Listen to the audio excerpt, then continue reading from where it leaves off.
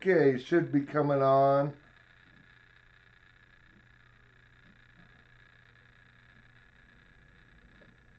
See something new here. Hey Kane, you see my email for this morning? I got your second envelope today.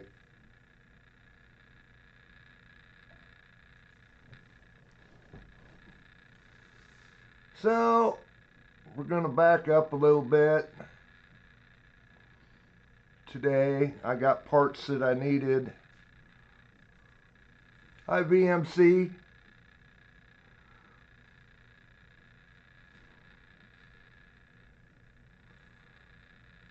You say we're going to get back to the kit build today. I needed to get these, they call caster hat bushings. The kit came with 2-1 offsets. I wanted to go with 3 zeros. I didn't have a full set of them. I had one pair of the 3 zeros, and the other one I evidently lost a 0 sometime. So I didn't have a full set, so we skipped a bag. We're back to that today.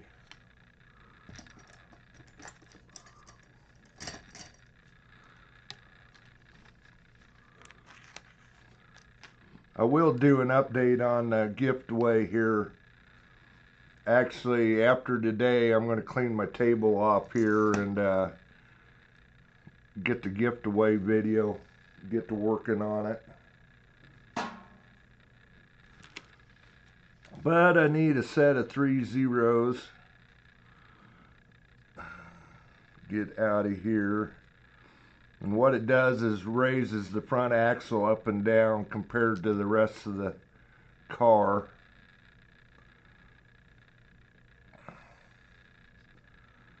So I'll get out the set.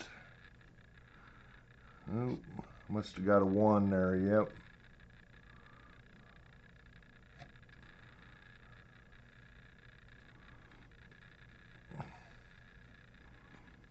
Okay, let's set those off to the side. I don't need those.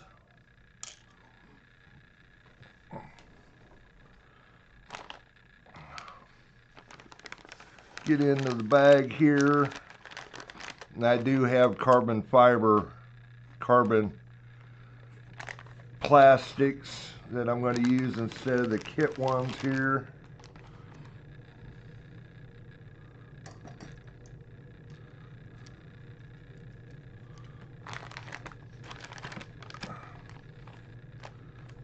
Not a necessary thing, but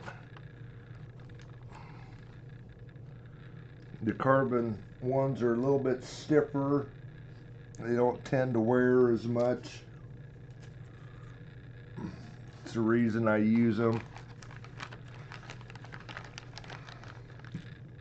Oh, at least they do give you the full sets of the stuff.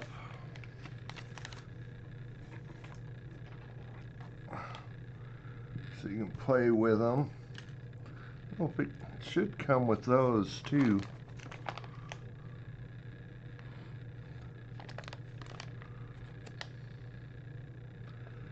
I guess we'll see. It should come with those. But I'm not going to need these. Yeah, it comes with the full set of them.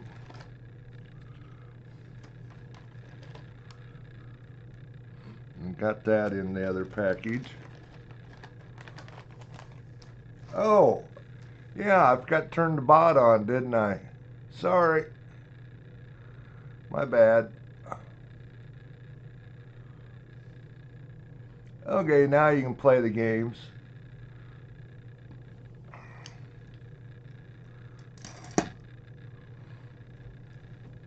Guess I'll try it myself, make sure it's working.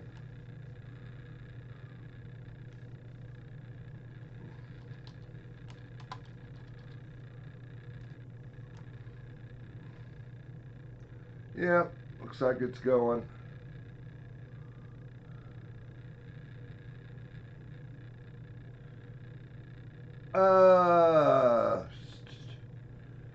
Probably, we'll just see VMC. I might be back on tonight working on this. It just depends how far along I get today. I'd like to get pretty well, at least up to the shocks, building the shocks. But we'll just see. Possibly, possibly not. Like I say, I kind of want to get my table cleared off and get my video built for the gift away, and we might just come on later in the week and do the next update on the build here. We'll just see. Okay, get out the screws. They don't give, oh yeah, the axles are in here. I did steal some parts off my other truck that I am stealing parts off of. I got a set of titanium axles versus the steel ones. They're here, right here. I'll put this in on these back on the old car.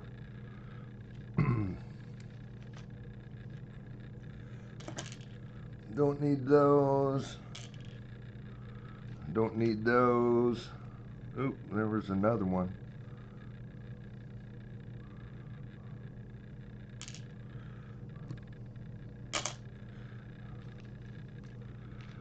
Need those. It's something a little different too, the way they put the ball studs on these, on the 7 Series.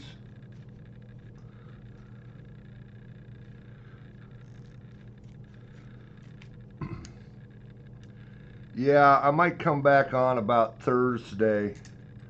We'll just see how long it takes me to build the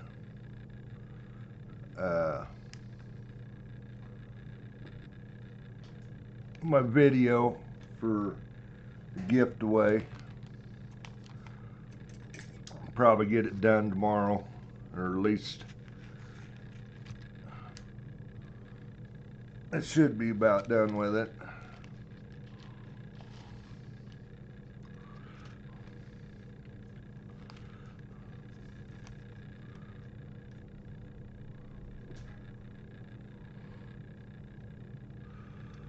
Okay, what do we got going on here? Nuts. It's probably the axle screws right there. Maybe not.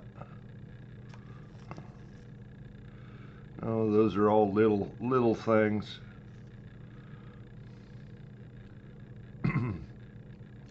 Oh, it looks like they actually give the little set screws this time. They haven't done that in the last couple kits. I had to pull ones out.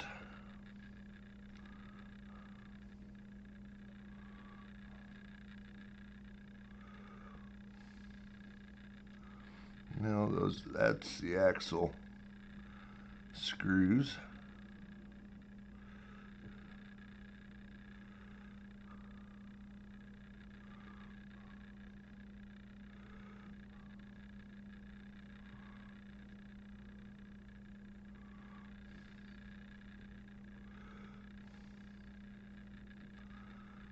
Okay. Well, I guess I can go ahead and open this bag out and get the right pair of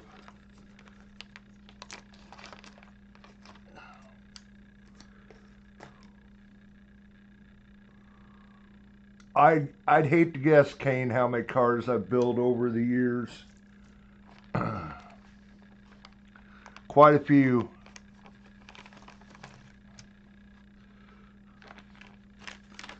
They're all just a little different. Well, unless it happens to be the same kit. Okay, now I have to pick out the right ones of these. I'm looking for a 4. with a KPI of 0. That's a 3 with a KPI of 0. They're actually marked on here, and this should be the right ones right here that I want.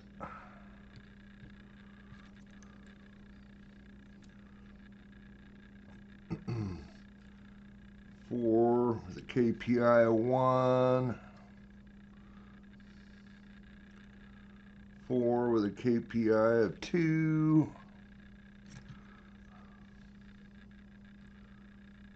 4 with a KPI of 3. Okay, those are the ones I don't need.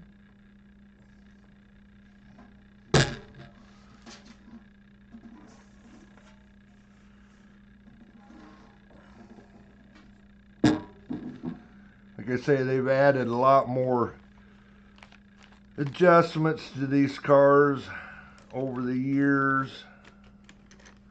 Like these, this is kind of a new thing where they're actually changing the angle of the kingpin. Also, here you can change the angle of the kingpin. Never had that before. Usually just had 2 of these with a 3 offset, and that's how far the axle is behind the center point. They had 3s and 4s in the past. Now they got where they're actually changing the angle of the kingpin also, so, or what they call the kingpin, just basically the angle how it mounts compared to the caster block.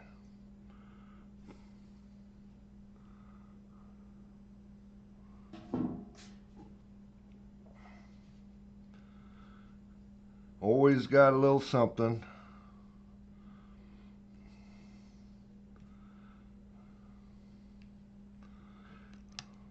Swans.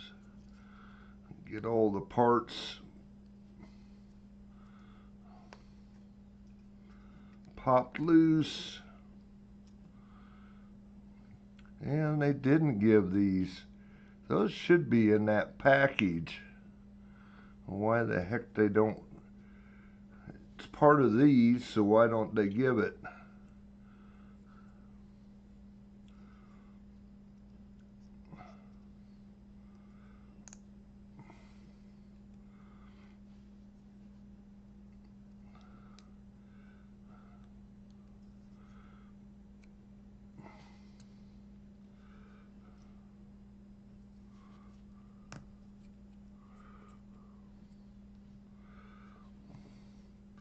Probably ought to get the Dremel out. There is just a little bit of a sharp edge where the, actually it ain't bad, but I usually tend to do that. Get the Dremel out, take off the little sharp edge or little piece of an edge where the form mold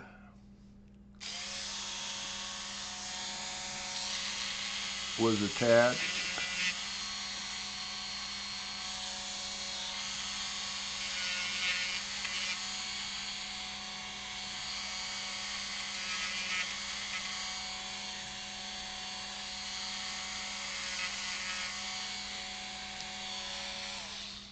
Okay, should be good to go.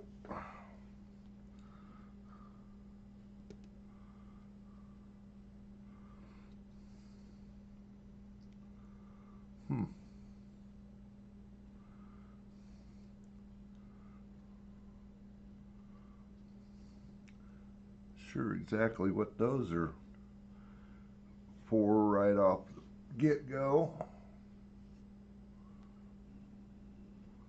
We aren't building shocks yet.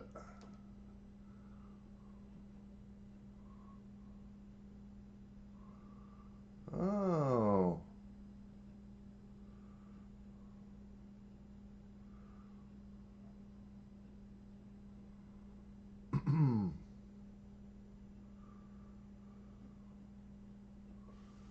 What in the world?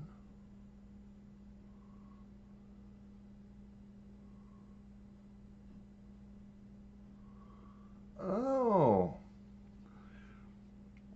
that's built a little bit different. I wondered why these holes were so big. Because in the past, these just sat in these.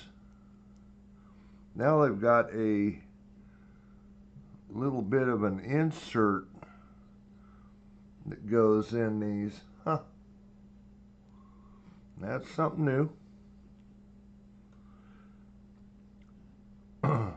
Probably has something to do with the changing the angle of that kingpin.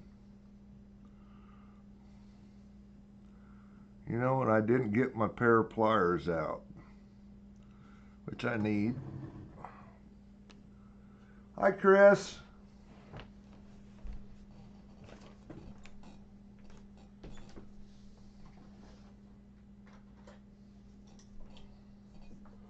Wonder how easily these will snap in, since this is the carbon fiber ones.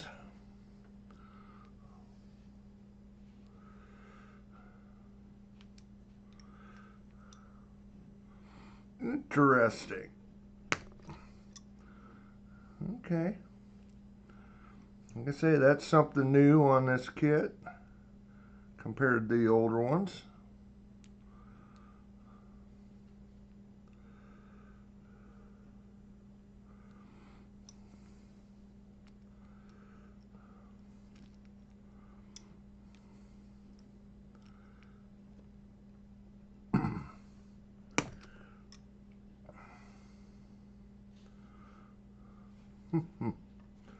Interesting.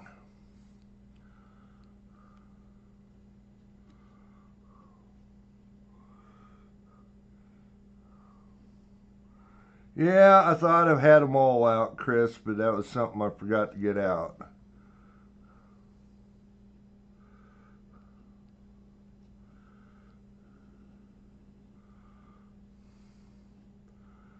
Okay, why is that one not lining up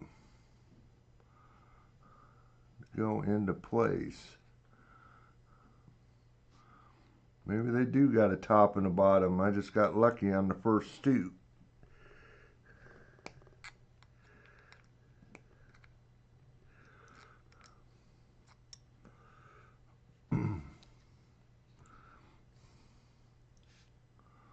Yep, they do got a top and a bottom. Well, that's good to know.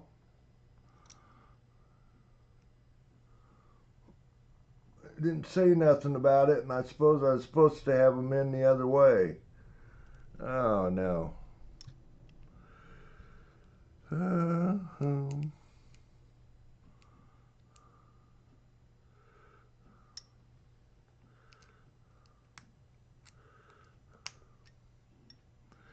I bet you those are not going to come out easy either.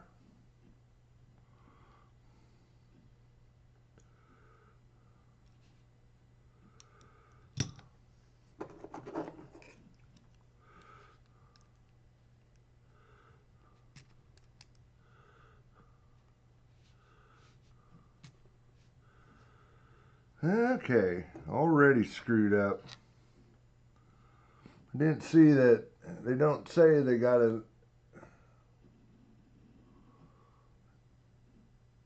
top and a bottom and they're supposed to go in from the inside.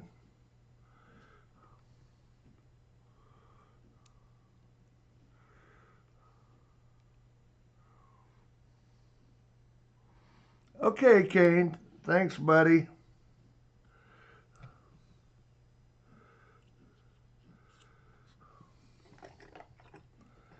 Well, how am I going to get these out? Got to be a way to get them out.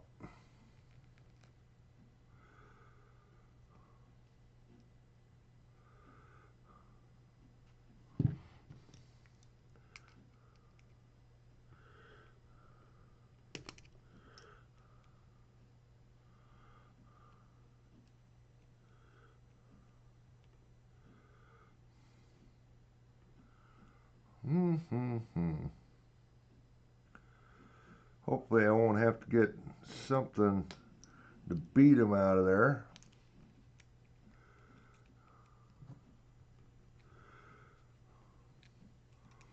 I mean, they got to have something to, some way to get them out.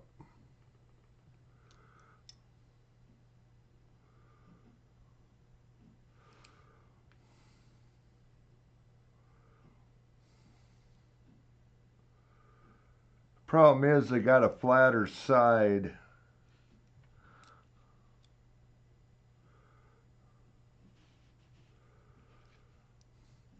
You'd think they could go just either way, but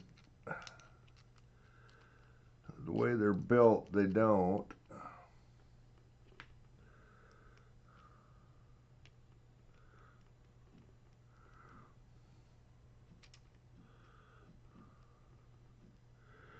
I don't want to screw these caster blocks up. No, my racing was not good this weekend.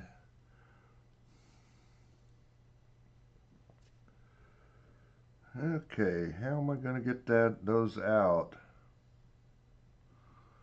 I would say if I could get something big in there, I could probably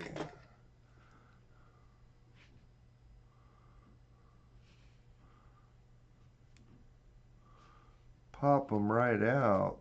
I don't think I got anything that big.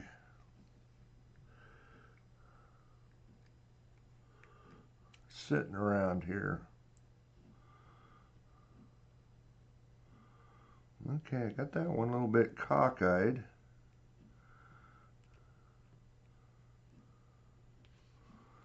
I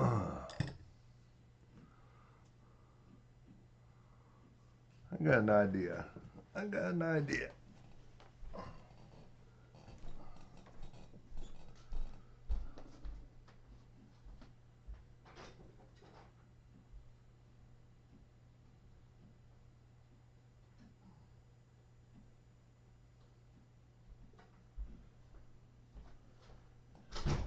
I just happen to have this sitting here not too far away.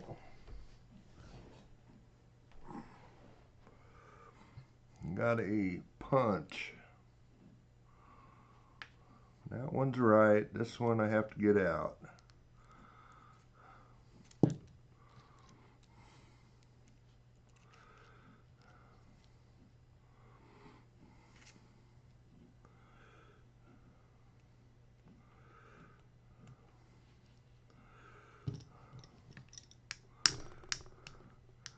Probably should have brought the hammer in too.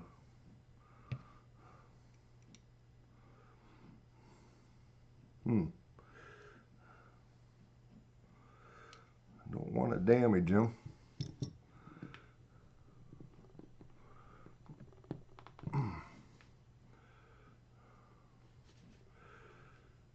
This is gonna mess with me. I can see it already.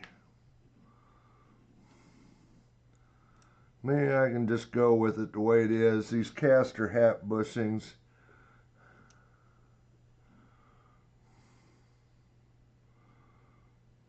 do have a lip.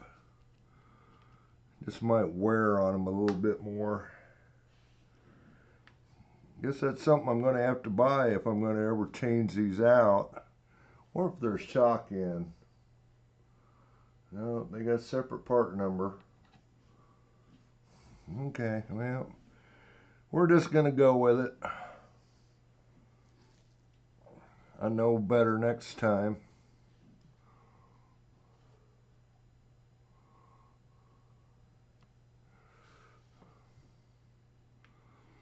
Need something that size.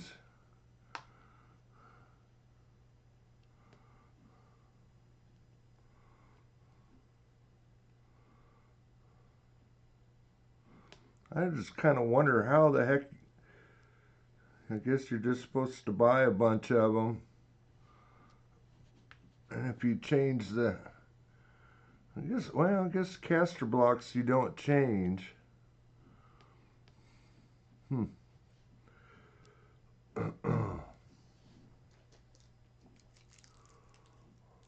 Hi, Michael.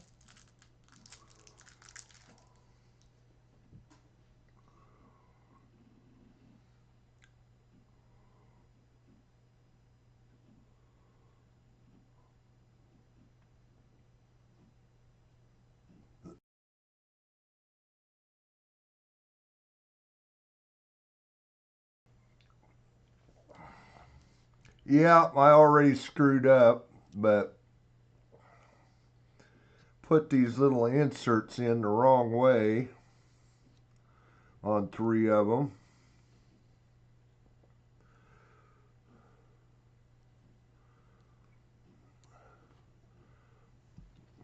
Take a look here. See if these actually go through, and it actually is the blue part that hangs out.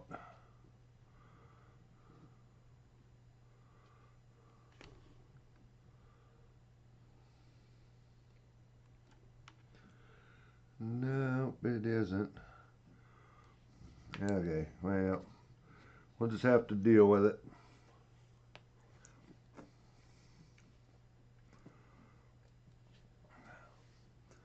Okay, I need to put the insert in.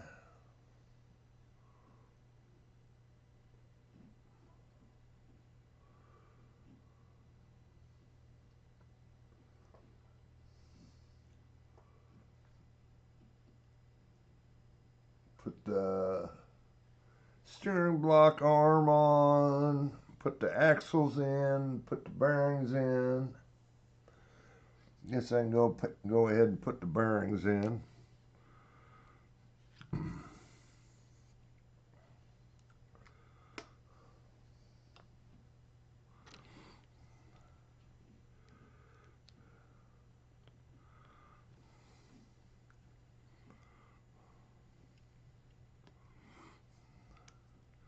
So if you're building the kit, remember those little inserts in these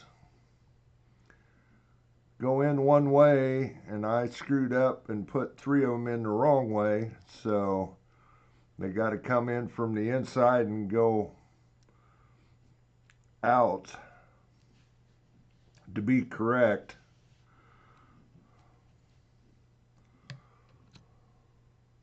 Hi, Richard. But we're going to go with it the way it is. Put them together, see if there's any play to them. If not, we'll call it good.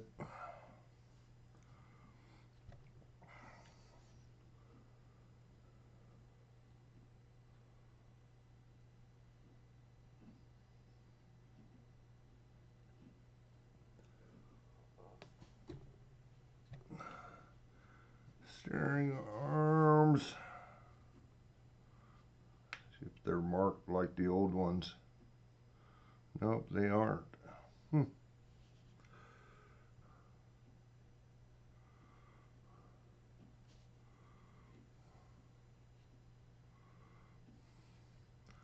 They used to have, I think they're all using all +1s now. They call them a +1, 1 millimeter longer.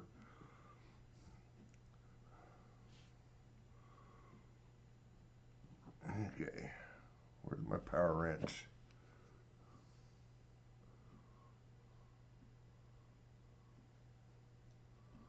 8mm screw.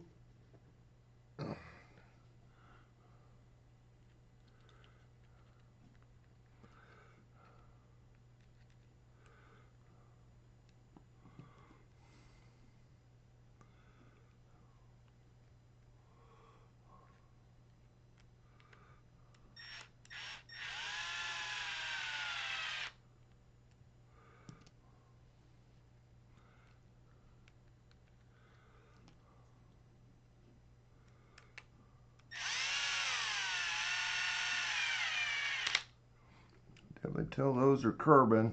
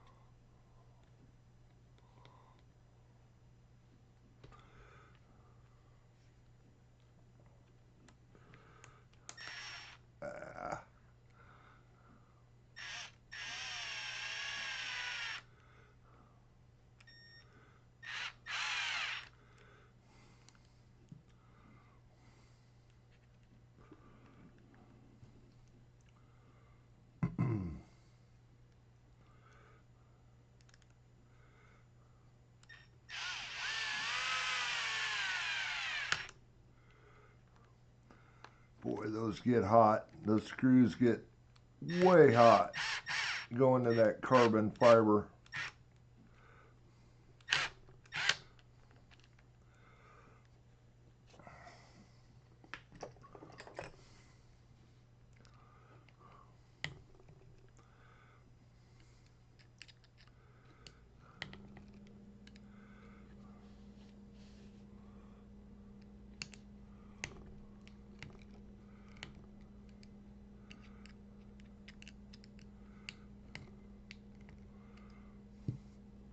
And we'll put the ball stud on.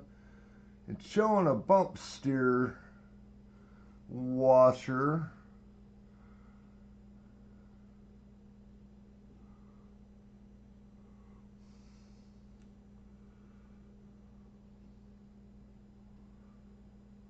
Showing a washer under the ball stud, and I'm not going to run that because that will raise that ball stud, and I would prefer to have it lowered with the carpet set up. There's some little ball things I was just working on putting in. Now I can see where it's showing them putting them from the inside, unlike I did 3 of them. But it don't say to put them in from the inside, it just shows it. So, my bad.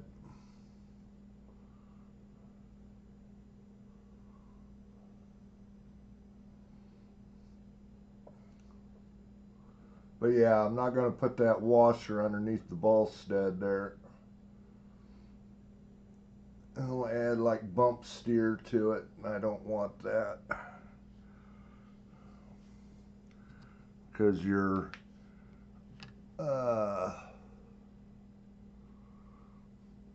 going to have quite a fair amount of angle on the steering arms anyway, because carpet, you set the car so low.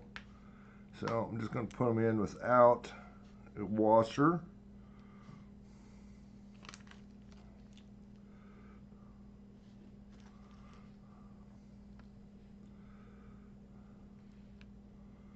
Need into this. There's my scissors. And locking that out of here.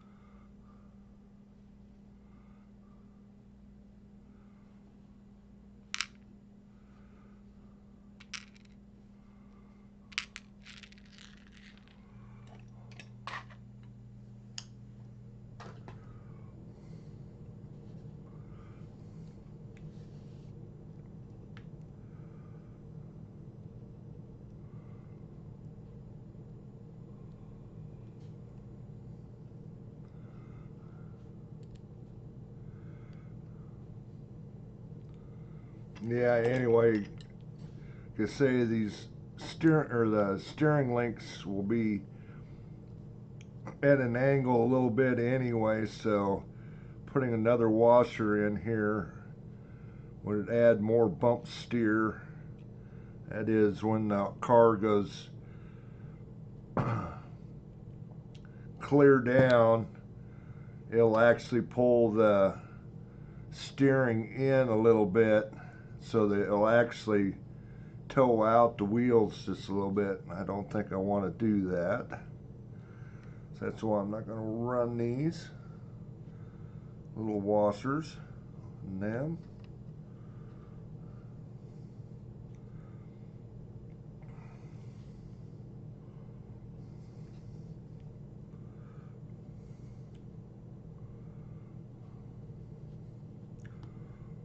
Oh, hopefully I grabbed the right one of them. Yeah, I did. Different lengths.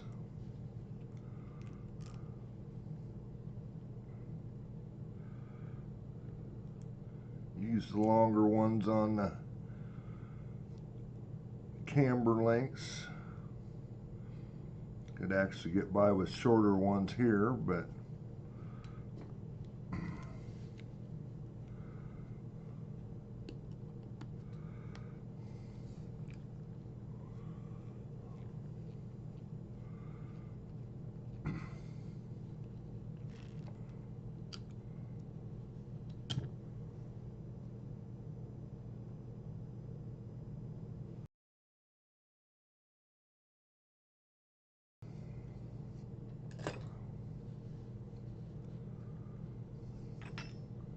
okay, next thing. Oh, I put the axles in.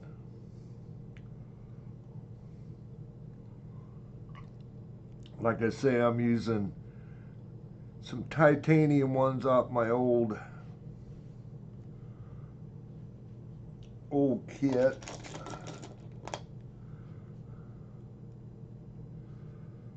Versus the steel ones.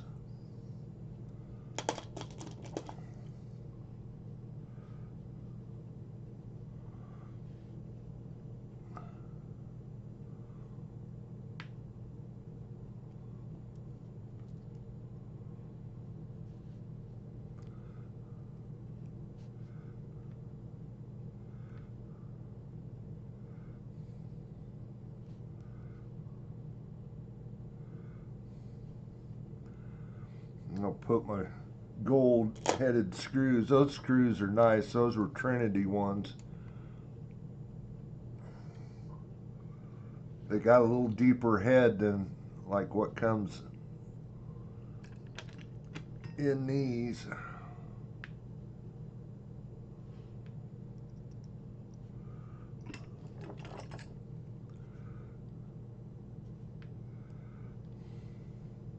Better screws. A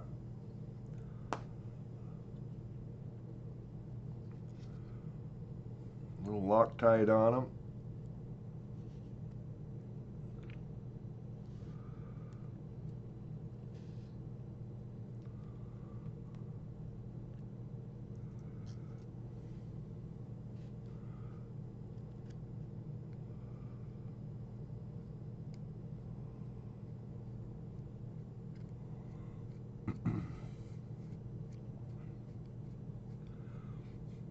I did remember the wrench, but this is about as easy. Just use a wheel, tighten it up.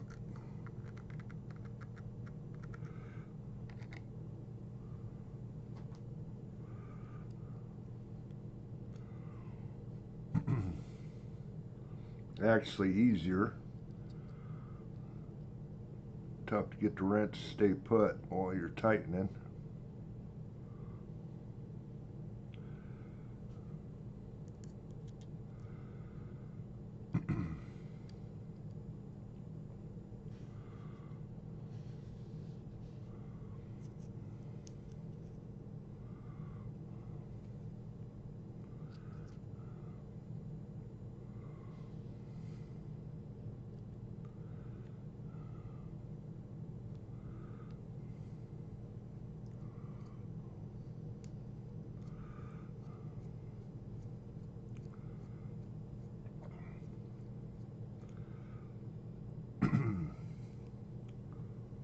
Axles are the same as the older kits, same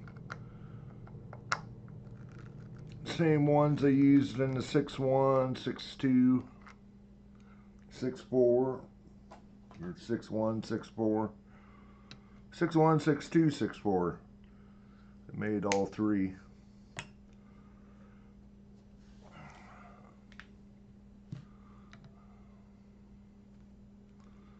Okay, got those in.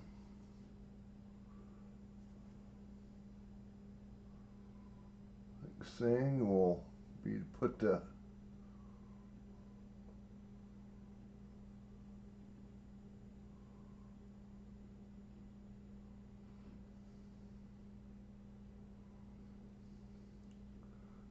putting the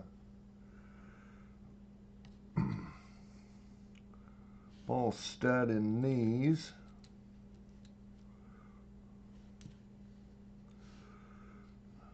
think there's, oh, they are marked.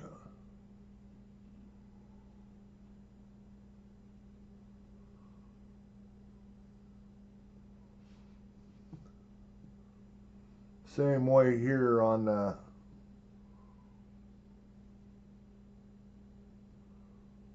camber link. I'm not going to use the washers. Again, same reason. On carpet, the car is lower, so the angle will actually go uphill to the caster block out here. Actually, I got it upside down, but they have changed these a little bit, so I may end up putting them back in.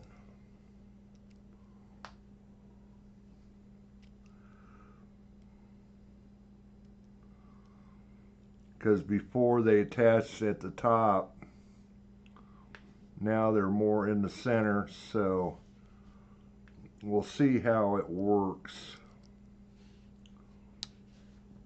If there's angle there or not. We may put them back in.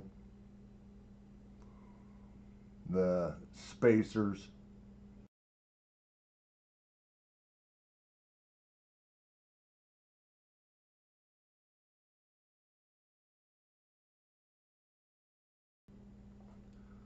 We'll just see. But we're going to leave them out for now.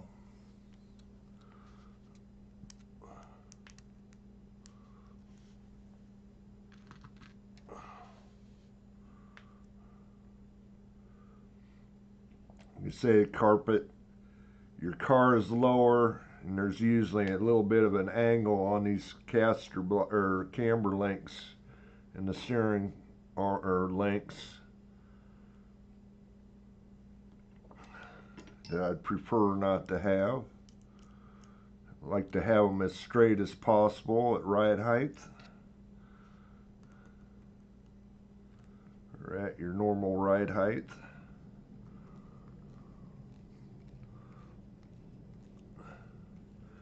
But always easy to put them back in.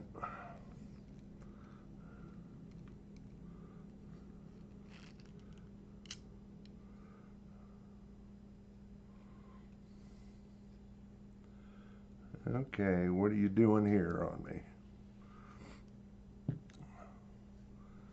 I don't especially like the factory. These are softer than the titanium ones, but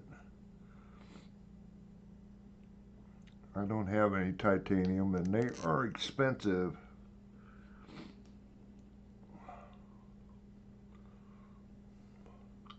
So the wrenches tend to get wedged in them.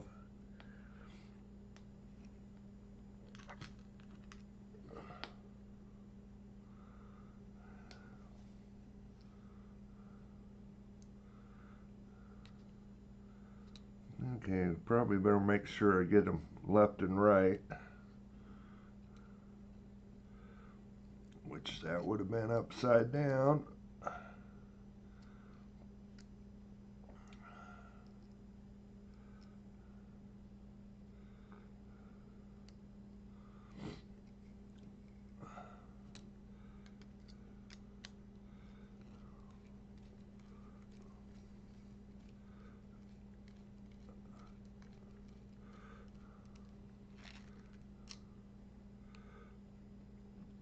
Yeah, these cheap wrenches don't want to come out of them because it tweaks the Allen head inside of the ball stud.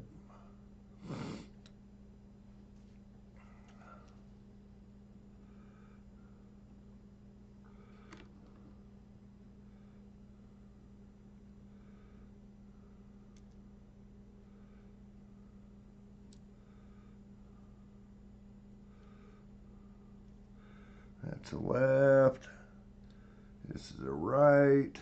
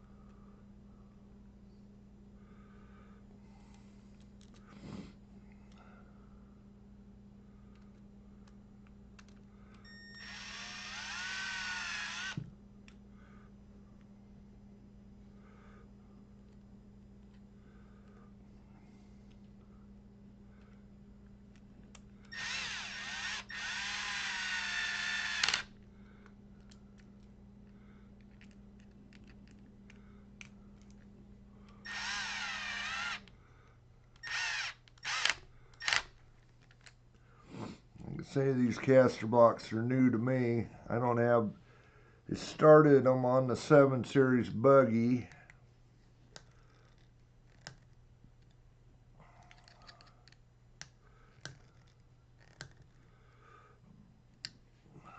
So why I got those in upside down.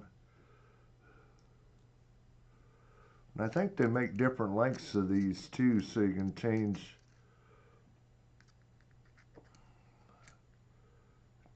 the, I suppose it would, I don't know what it exactly changed, but they got a +2 on them, I think, or -2. Huh, yep.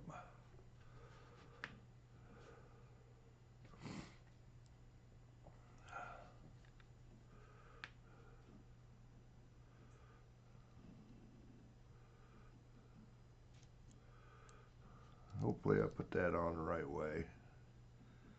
I think it did. Yeah, it should be good. This one should be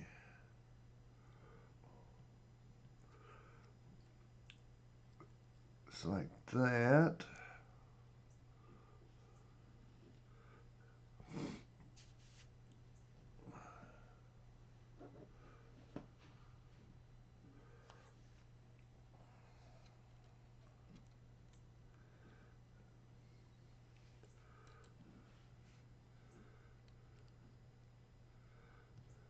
Kind of, I don't know if I told you guys, or maybe did, that I had a coon get into the transformer out on the pole last week.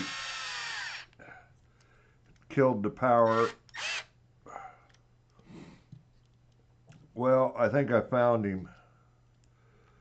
He was dead here in front of the house when I kept, well, sure he was there Saturday night when I got home, but I seen him Sunday morning out here in front of the house, so screwed him up enough that he finally croaked.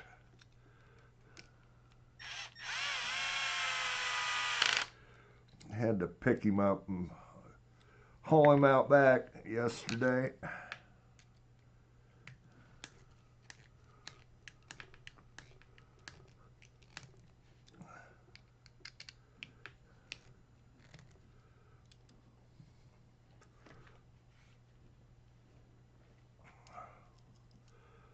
Make sure I tighten them. I think I did, but we'll just check. Yep.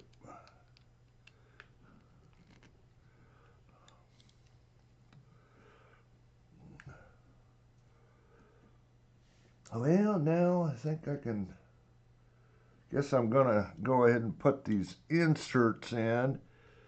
The kit calls for 2.5, which plus 2.5 would kick the caster angle, which is the angle of the front end, compared to horizontal, back further, and I'm going to run the zeros, which will allow for a little less corner entry steering, a little more off the corner steering. So that's the way for carpet you would prefer it. At least I would prefer it, because you always have too much steering on carpet.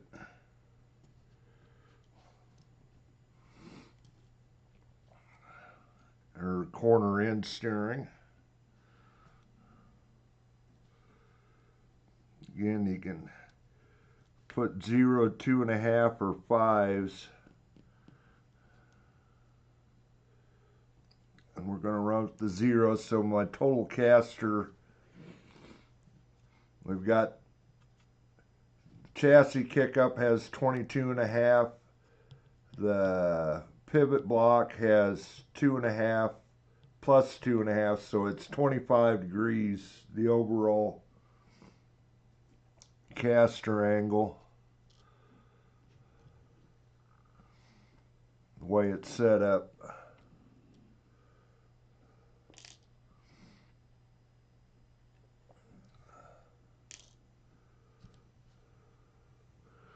And now I think I'm ready for these. And like I say, I had to get the 3 zeros, which is the axle height. And you want the axle up high so it gets the car as low as you can on carpet. So you're going to need the 0 on the top.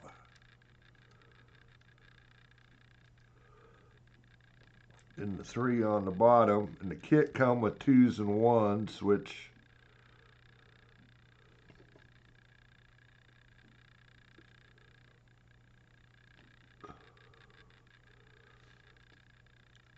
isn't that bad, but and hopefully these will go in with those. Yep, it will. With those inserts being in there the wrong way. Hopefully it doesn't make any difference. And I think they do give longer. Yeah, I think they do. They've done it in the past. It gave 2 different lengths of screws. Of these, use the longer ones on the side that you got more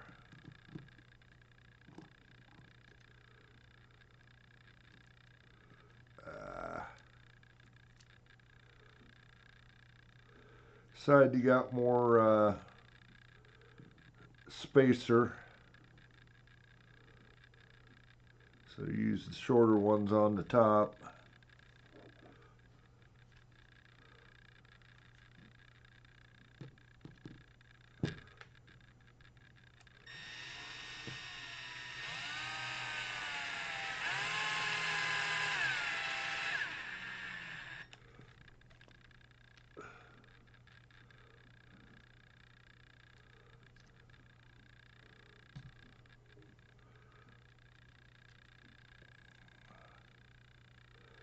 I probably should have had that little steering stop in there. It'll go.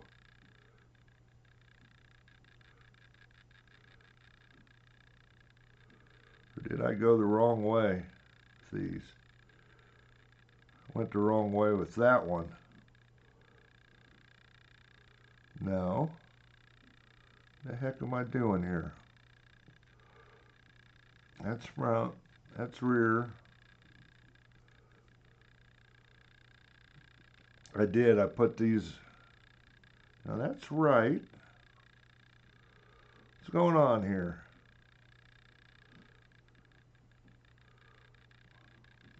Oh, that's right. That's all right. We're all good. Get confused.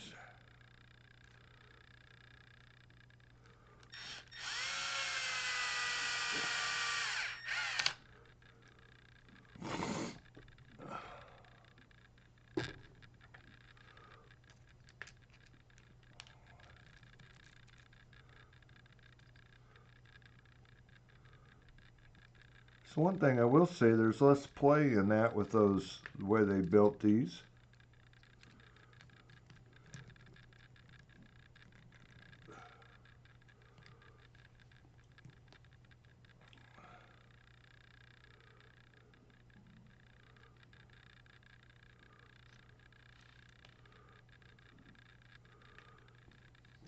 That's the way that mounts on there.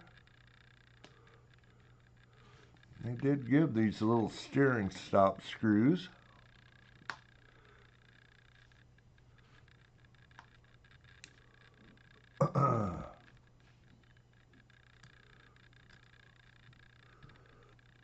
Which they've never given. It's always been there to be able to use, but I never ever put them in.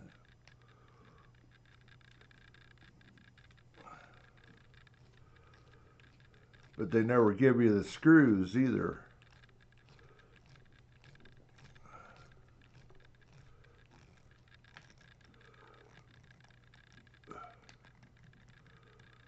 What that does is stop, you can stop the steering from going too far.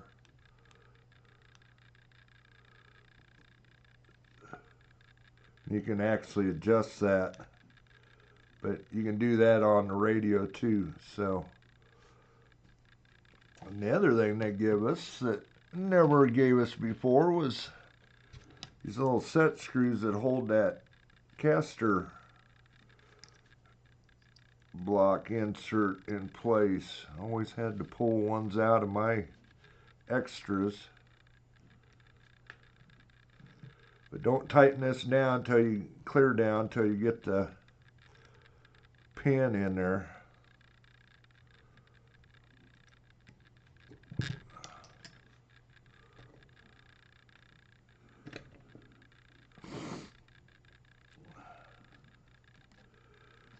And I think the spacer, there's a spacer that you can move this forward and back, and the spacer goes on the back side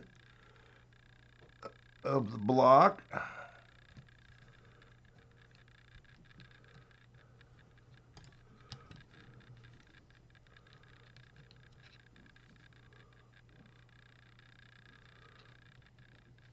Which is the normal position for it. Another adjustment you could do, but got this little 1mm shim that you can move that ahead or back.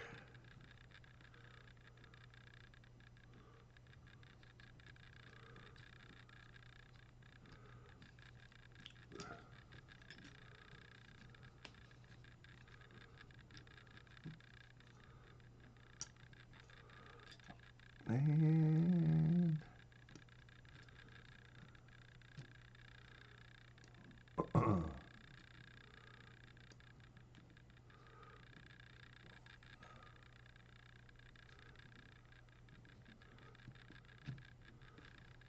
like that. Let's see if I can get the pin started. Yep. Popped out.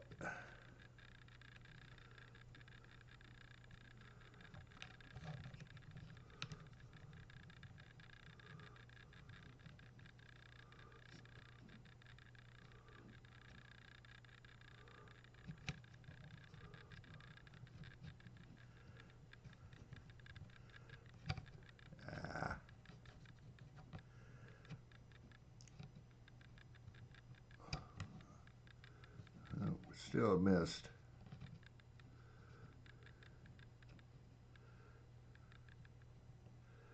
Should be close there. There it goes.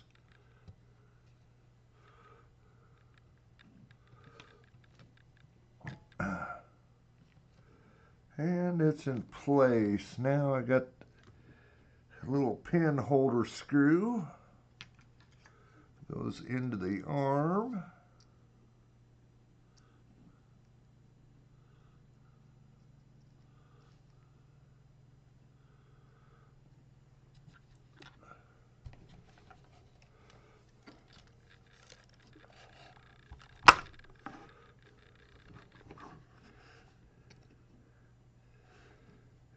Get it into place.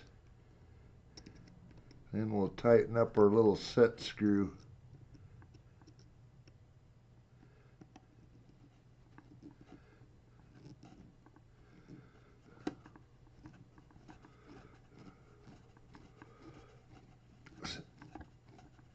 Then it'll be in the right position. Pin will be in the right position.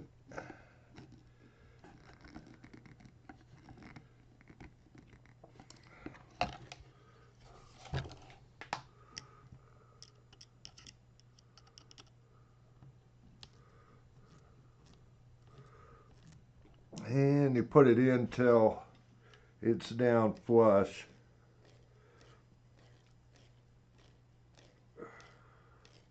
Otherwise it'll be hanging out there to rip the carpet.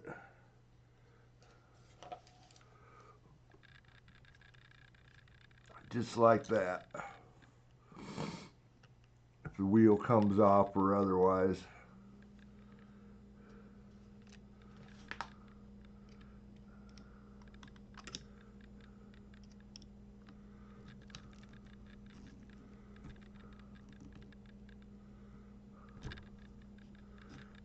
we go. Well, there's one side on.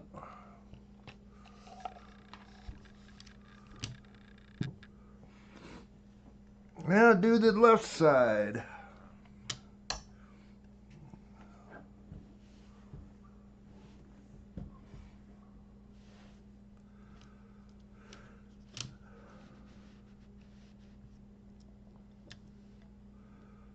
Just like we did the right side.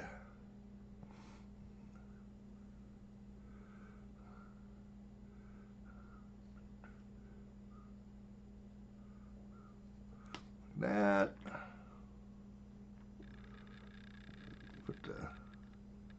Already got the insert in, so I'm done with those. Need to put the height.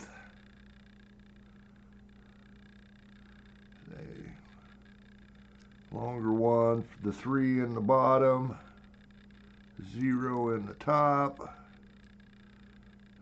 Get the caster block up as high relative to the arm, or the axle.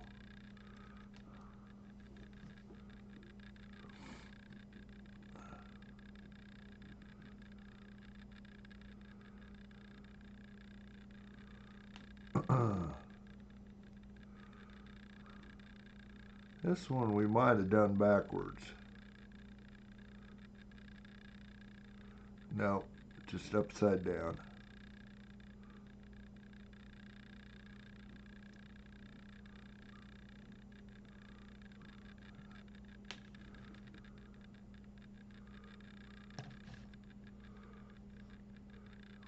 Shorter screw in the top.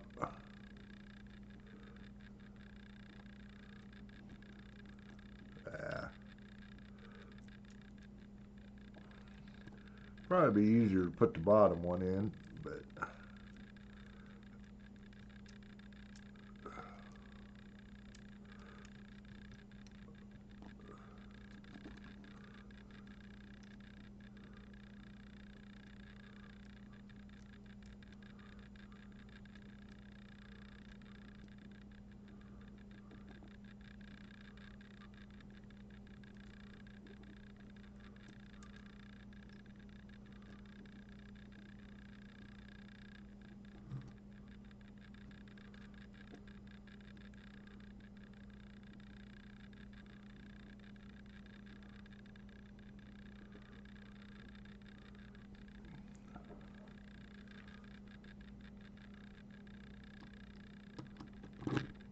doggone it.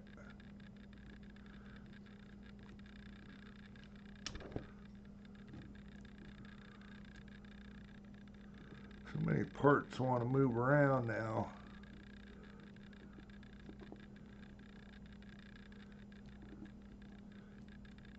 So let's try it doing it sideways. Probably be smarter.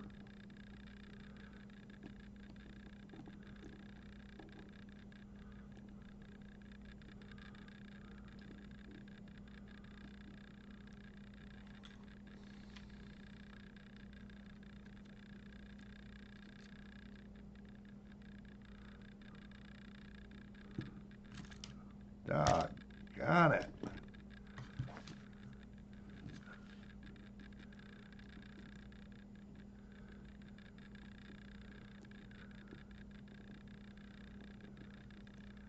Let's try it without the power wrench here. Get it started.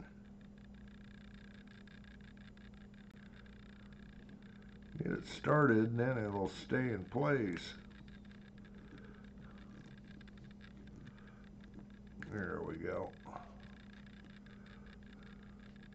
Much easier rather than getting that bulky power wrench on the screw head.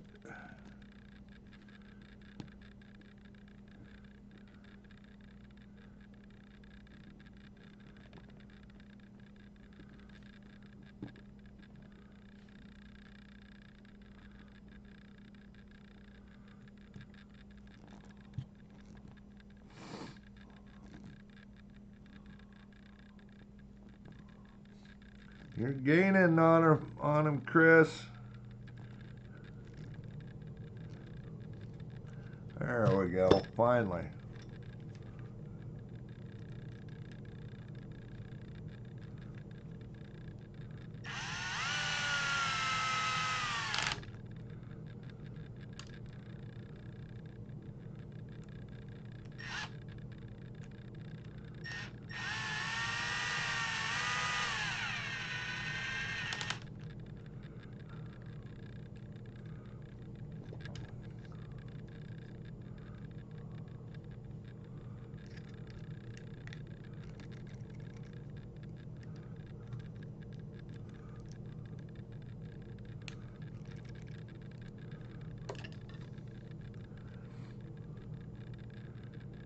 Yeah, I do kind of like that.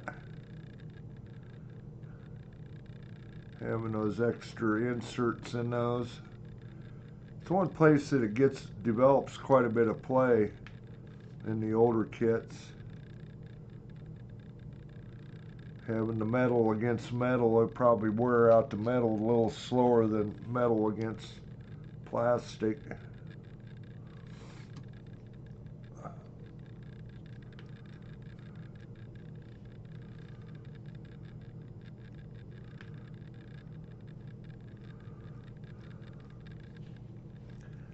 Put the steering stop screw in there.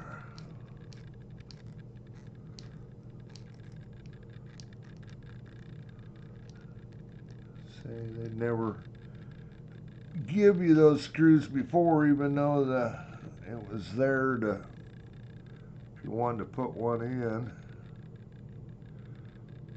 Same way with the little set screw for the insert.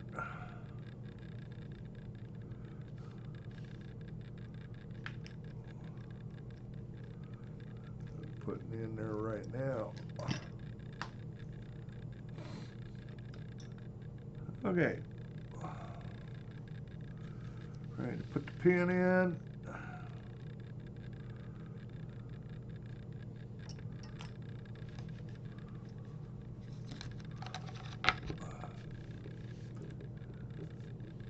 For some reason my sinuses are draining this morning. Oh, I need the little spacer. Or afternoon, guess it is.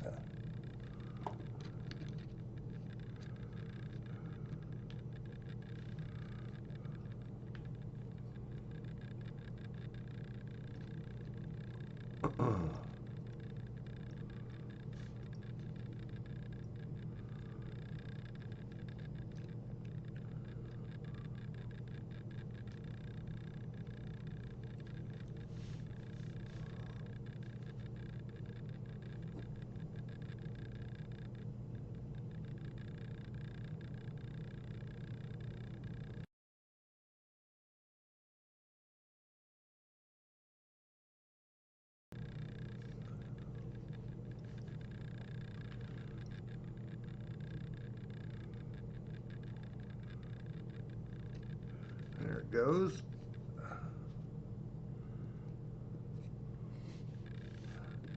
One more screw. Hold the pin in place.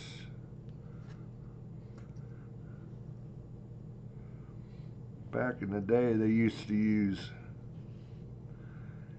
little E-clips to hold these pins in that you would pop off on occasion. Then the pin would work out on you. Much better with a capture it with a screw.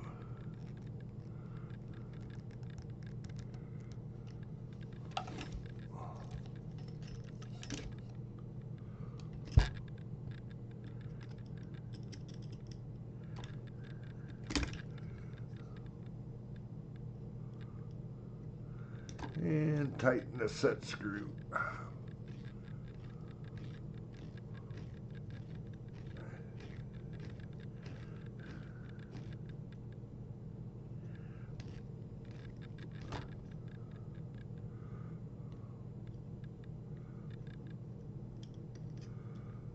guess they do have them recessed a little bit, so they don't have to be perfectly and all the way up in, but I would prefer them that way. No sharp edges. Okay, well, there the front stuff is in place now.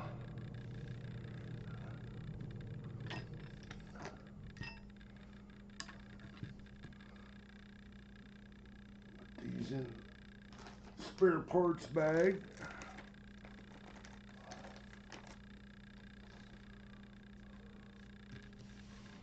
We're on to the rear axles.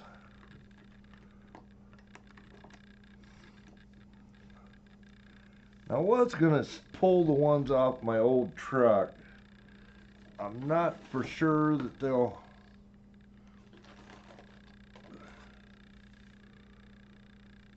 they would work. I think they would, but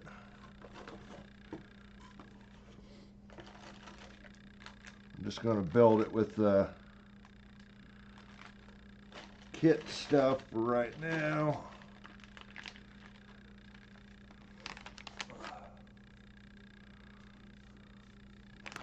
Axles in there, yeah.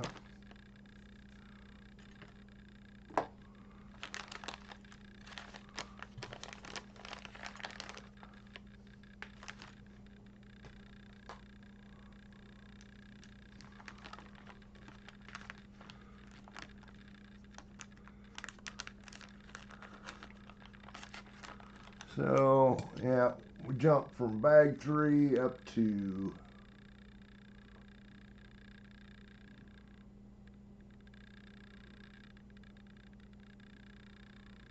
bag 7 now.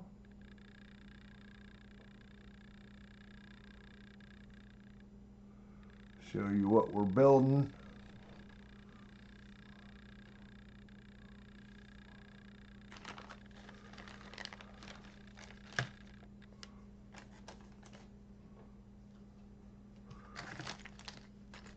Rear hubs, drive lines.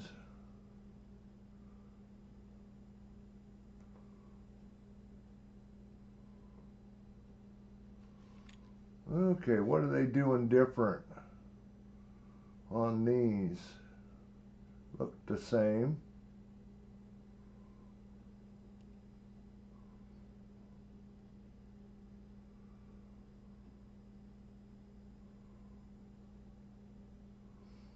In fact, they give little set screws on these too that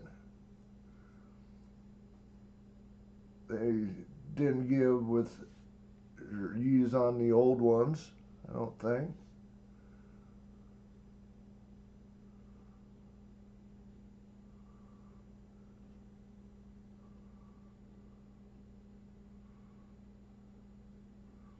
Okay, they got both hubs. High roll center, which that's what we want.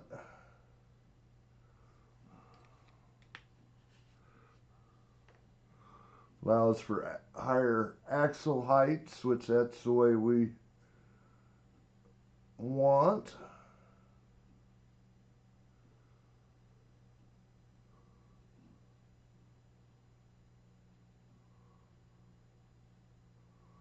-4. I don't know what the -4 is supposed to significant. What's significant about that?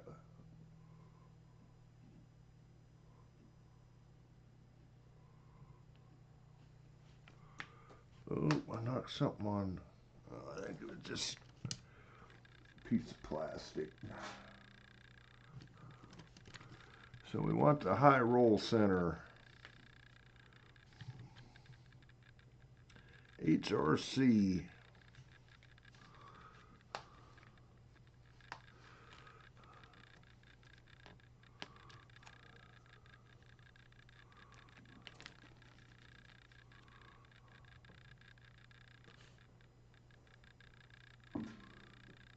And you would want Like on dirt, these are probably the ones you want to use. The other ones, other set, the normal ones.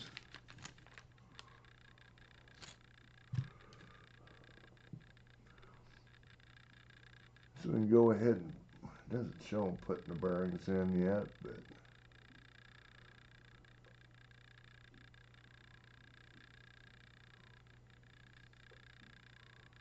this we can wait. Get into the bags, get the screws out that I need.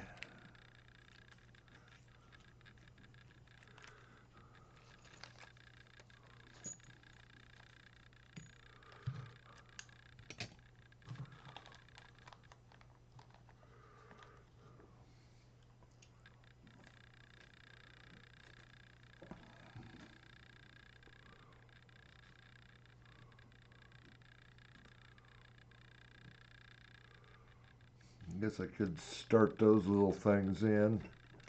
Little set screws that they give you. Something else they didn't give us before.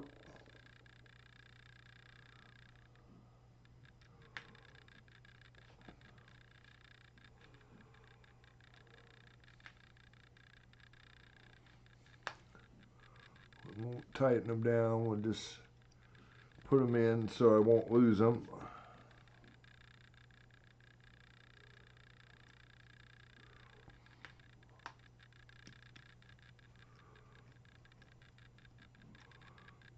Tighten them down later.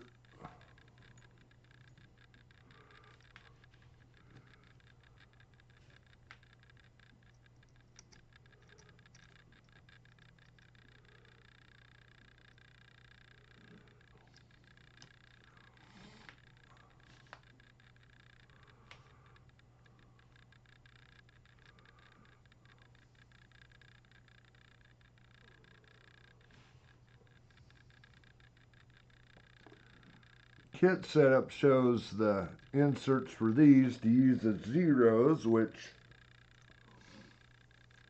we are going to use the +3s. Again, the kit setup is set up for dirt, carpet. We want them as low as we can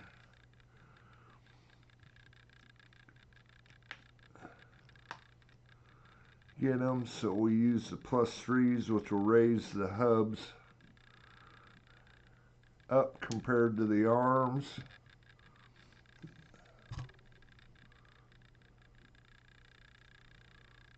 And they come with 0, 1, 2, and 3 height. Say the kit setup shows zeros. Same one for zeros or threes, you just got to flip one way or the other.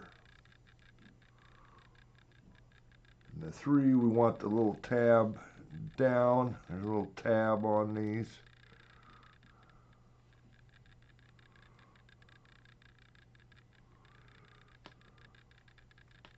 As you can see, the pin is way low where the pin will go through, so it'll raise this up compared to other ones, which would lower it.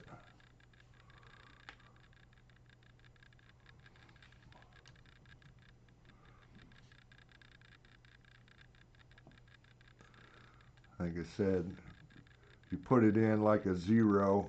I won't put it clear in. See how that pin is going to be up compared to where the axle is. We want it 3. The tab down where the pin goes through, that means the axle will be higher, so it'll actually lower your roll center, or lower your chassis.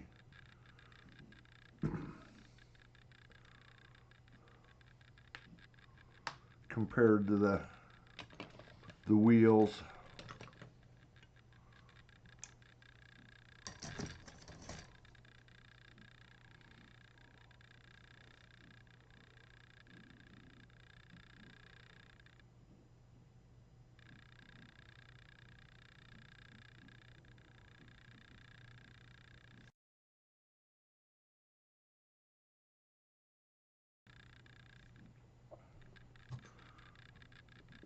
these and go with these. Put these little things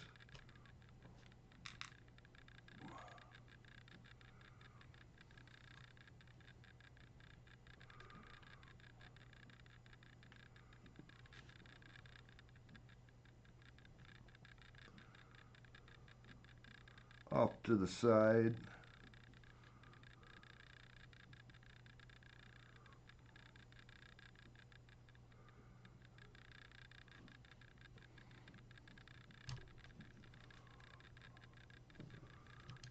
Sets the screws for the,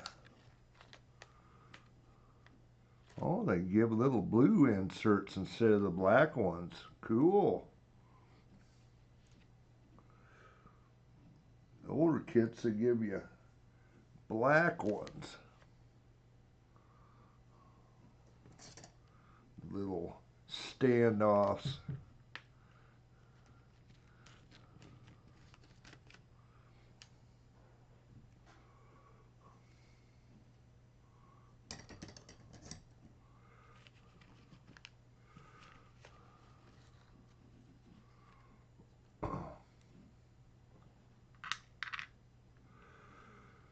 Oh yeah, that's a little, I don't know why they didn't have those in the same bag with those.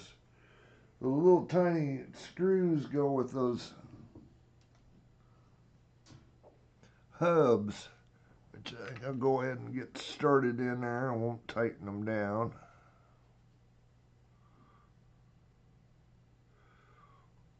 That way I don't lose them.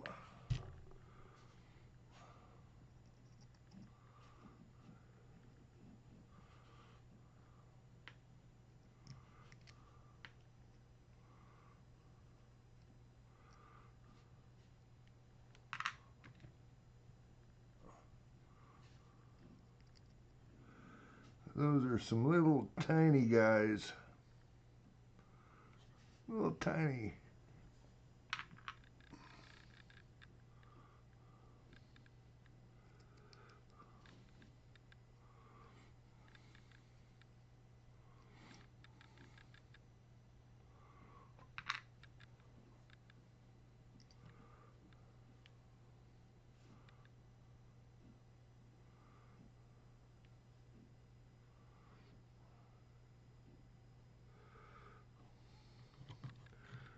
I don't know if they did. I know the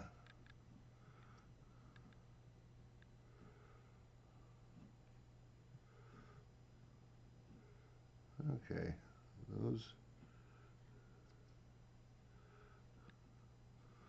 those are the insides. Bigger bearing goes on the inside.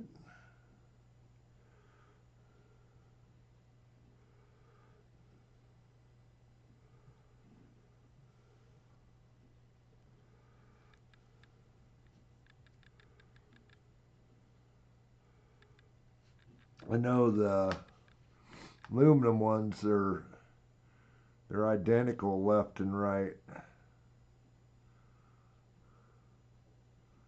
So there isn't a left and right. These appear there is.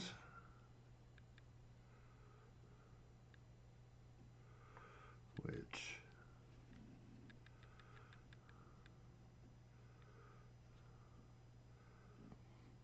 I think we'll go with that, like that.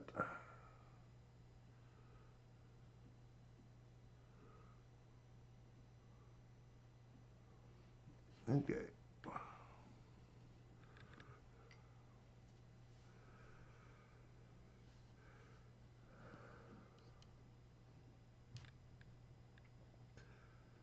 Need the 2mm ones.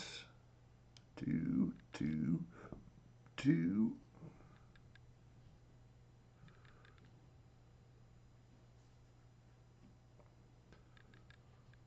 Two for each side.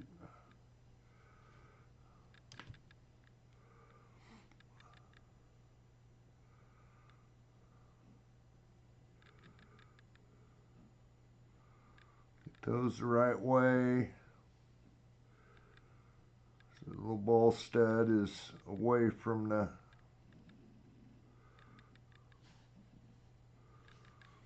Does it Loctite these? Yeah, it does Loctite these, which I should have figured.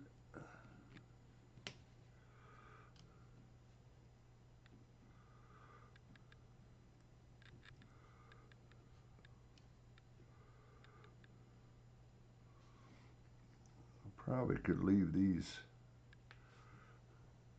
You know what? I'm going to look at the previous carpet setup because usually you want the links a little longer. A little longer on carpet. Oh, that didn't do that. Found it though. I'm going to look at another setup sheet here. Yeah, okay, we were at 2 before, so we'll keep it at 2.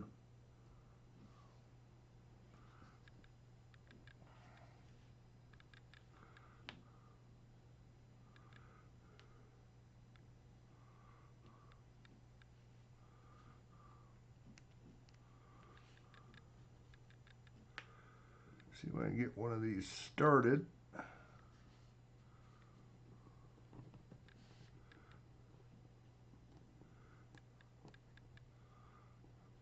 Then we might pull it back and Loctite it once I get one of them in place.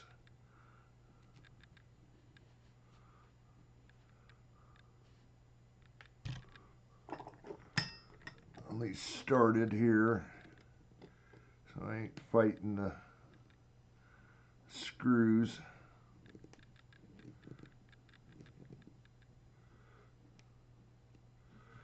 Okay.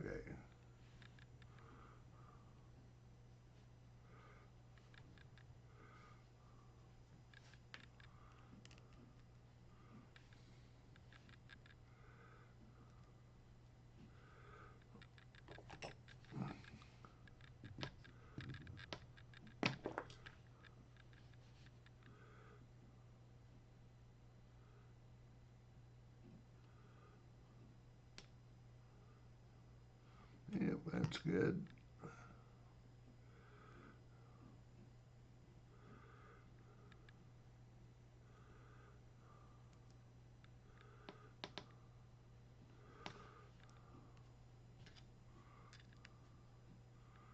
Get that one started. We'll take the other one back loose.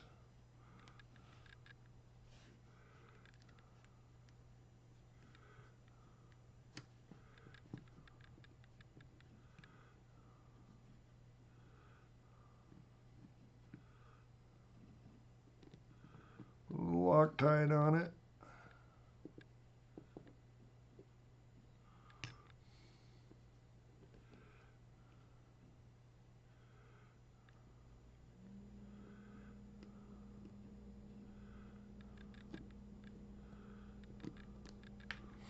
There we go.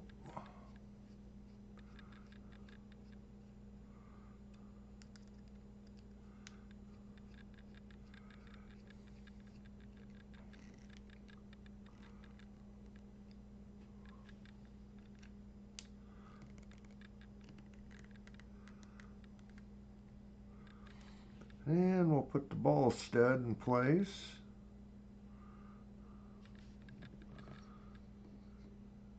And then we're going to look at that setup too. Old setup.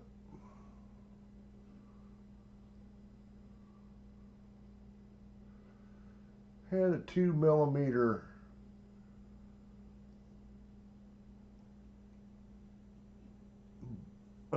spacer. Since this is going to be higher on its own, I think I'm only going to use the one that it came with. 1mm. You definitely want to Loctite these because they will work loose.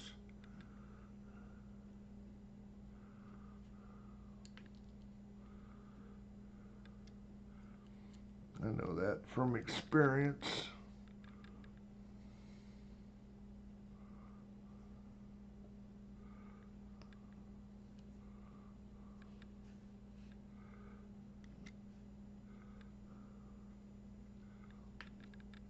Hey, Fasty. What's up, dude? Got some parts. We're plugging along. Got the front end together.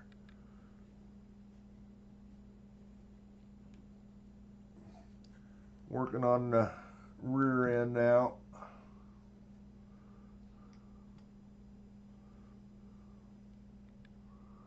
Yeah, rainy work day, yep.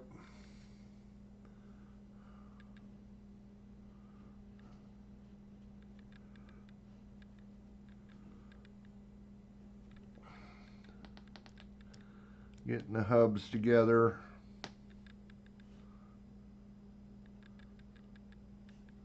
Oh, I don't want to do that till I get one in place.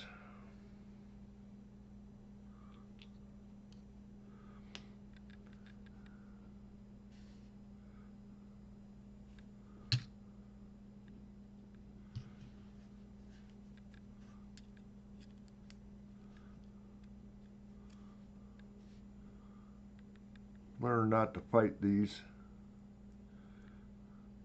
which I'm fighting with.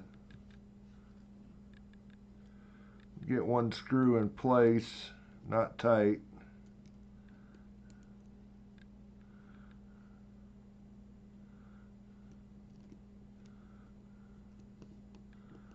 Then worry about putting some Loctite on them.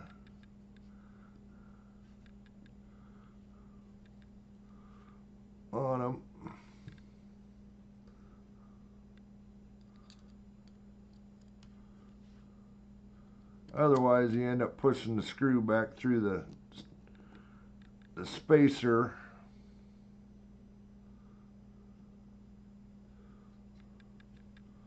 And then you don't end up with any Loctite on it. Of course, you will a little bit, but anyway, get them to line up. But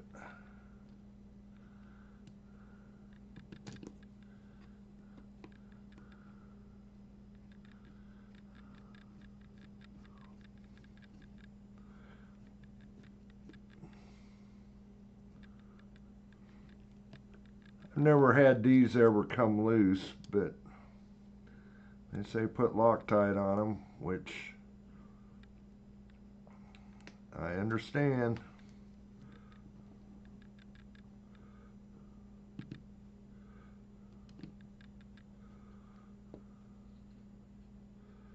I know the ball studs you have to, for sure. They'll back off.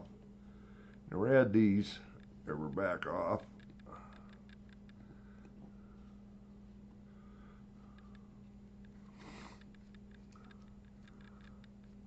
Hi, Spectre V3i. Yeah, I love this stuff. These sticks, Loctite stick. Way better than any liquid or anything.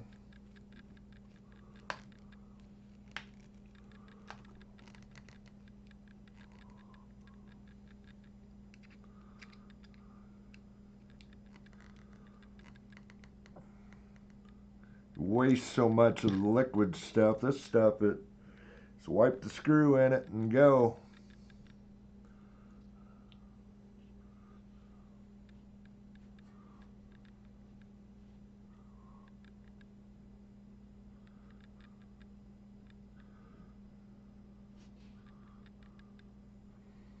I'm saying I'm going to run the 1mm.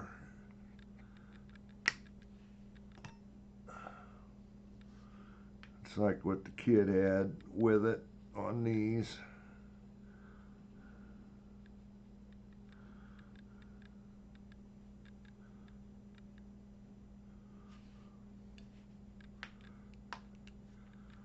See, the previous setup I ran 2mm, but with these high roll center hubs, shouldn't need those.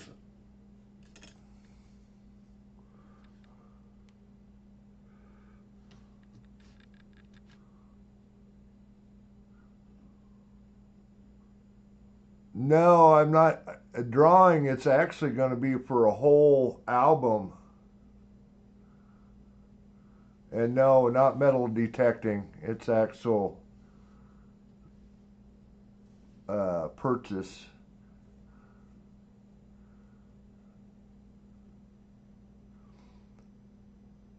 We don't have a drawing today, no, but it will be coming up. Got a bunch more. Actually, I'll do an update video this week, see where we are for. I want to get 48 Roosevelt dimes or dimes from people, and that's what would fill the book numbers wise. And I'm actually going to fill the book with all the dates. 46 to 64 Roosevelt silver dimes.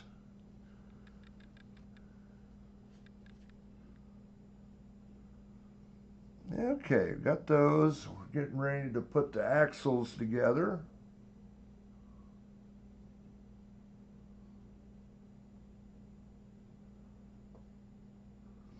But yeah, during my live streams, the coin live streams, I usually do give stuff away. I know even Fasty has won something. I know Chris has.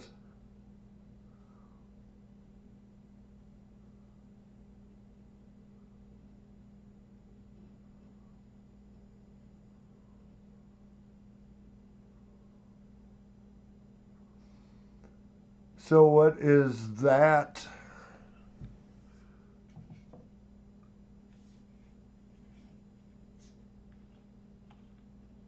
Yep. Is that English? Oh, it's a real. You just forgot the R in front of the EALE. I got you. Half real. So Spanish. That's cool.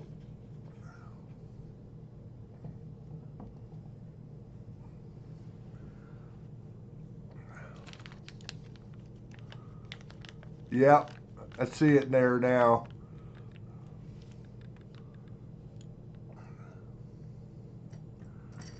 Yeah, the EA had me thinking, what's an EALE? And then I figured it out.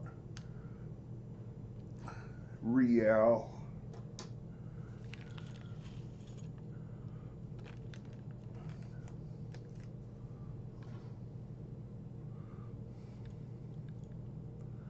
I watch a lot of metal detecting. I watch the Hoover Boys. I watch Aqua Tigger. I'm really seriously contemplating buying a metal detector and searching the farm here. I just know, though, how much iron and nails are going to be scattered around the yard here.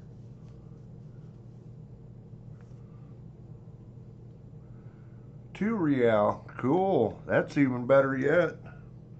2 bits.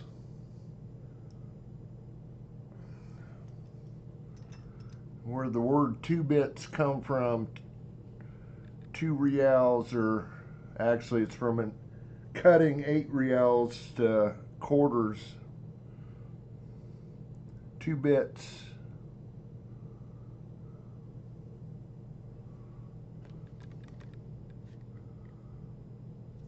And Manticore is expensive.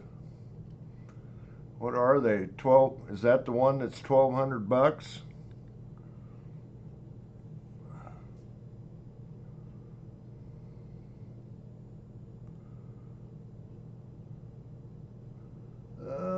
Axles. Guess I need my black grease.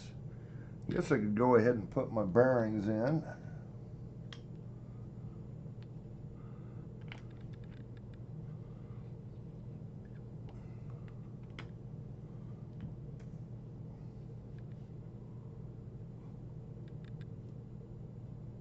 Don't detect on the old RC track? Yeah.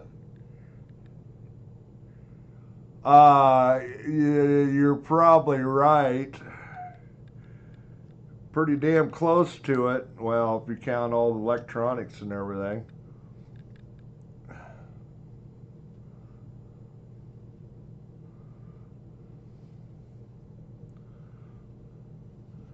What do you think would find out there, Fasty? How much stuff would I find?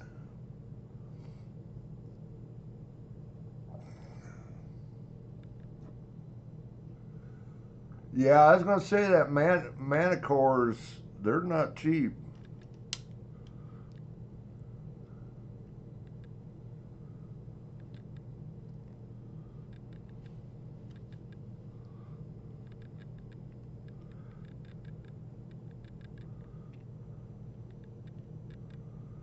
Okay. Bearings are in. Start putting together the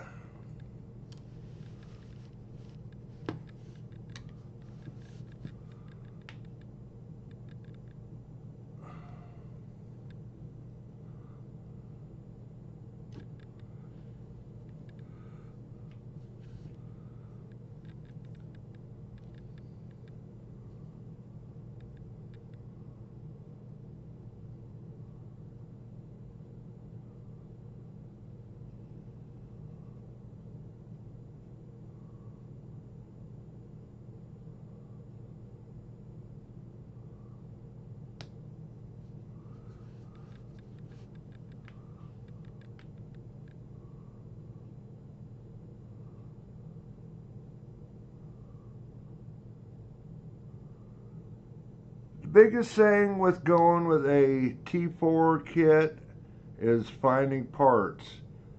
And the thing is, the T4, it just depends where if you're running outdoors on loose dirt, a rear motor car might be better.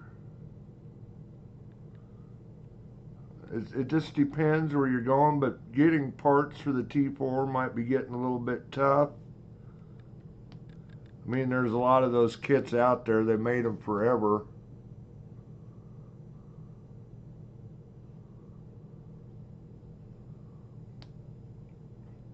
Yeah, the 7s are set a lot lower to the ground. The one thing, the 4s could have either have big bore or standard bore shocks on them, just depending on the age of it. Which I would think the big bore shocks are definitely better idea on trucks. I'm still not convinced on a buggy yet. They need to be big bores.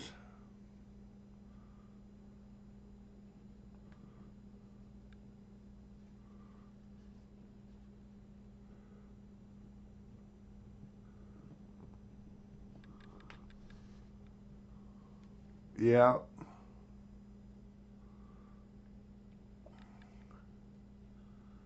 I think big bores are a good idea for trucks.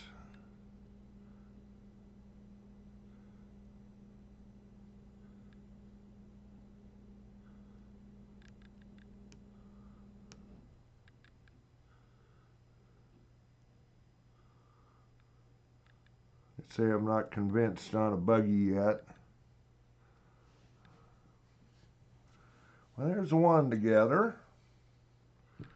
And you see, I put my grease in here. I assemble these, put quite a bit in there. And then I actually put my finger over the far side and actually force that grease into the parts there.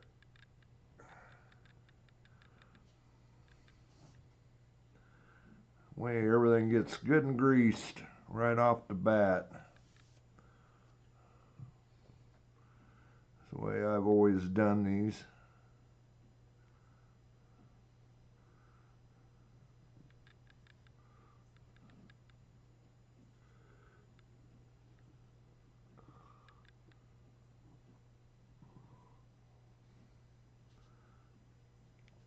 Well, I understand that.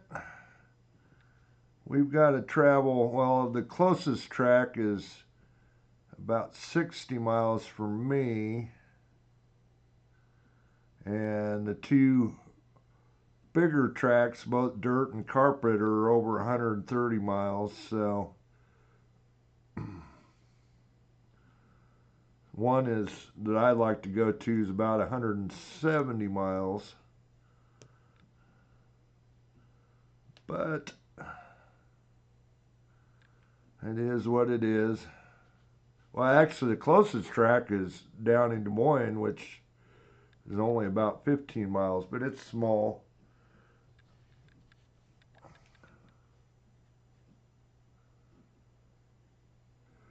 I won't say anything about that, Fasty. I've heard things, so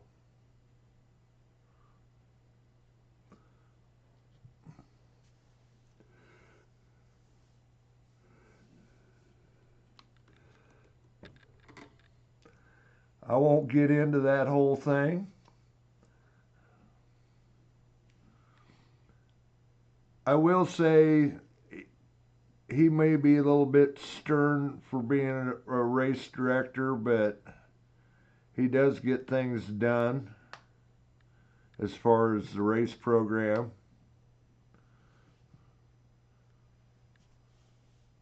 Whether I would want him as a uh,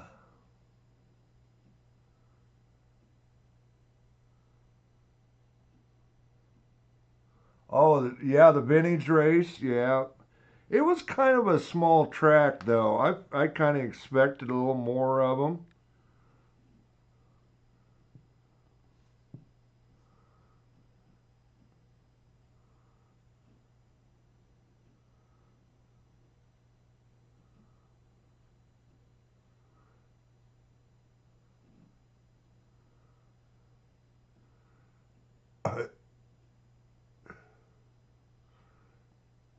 I isn't that a Alex track though, being bumpy and rough?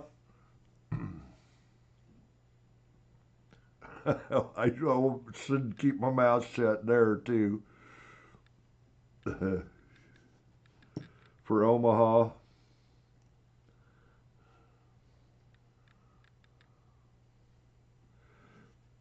Yeah, I would have expected more. I see Peckham was out there. If he flew out there or drove,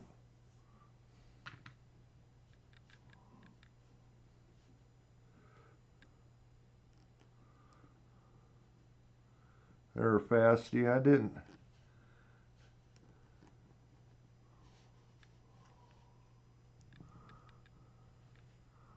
I would agree with that. I won't say any more to that either. It should be. I agree, Fasty.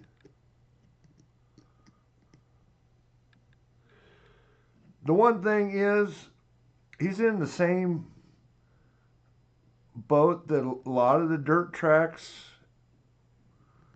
People don't want to work on dirt no more.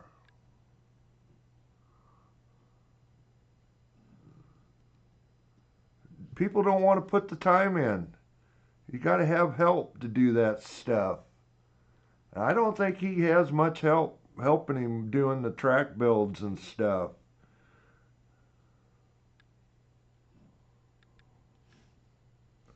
That's his biggest problem, I think.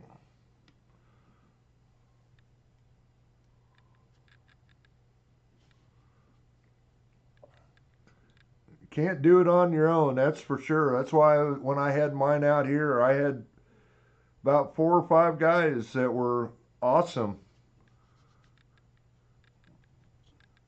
The track's only going to be as good as the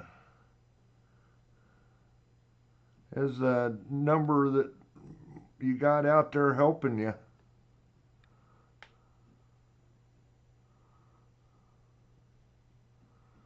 Exactly.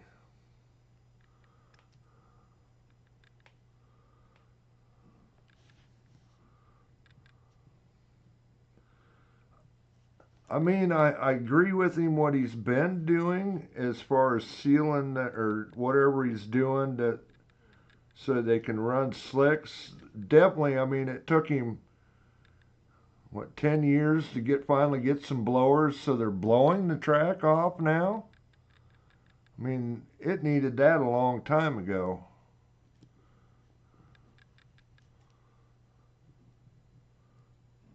Just getting him to get out of his set ways. Oh, it's a looser track. Well, yeah, it's a looser track, but it isn't equal for everybody.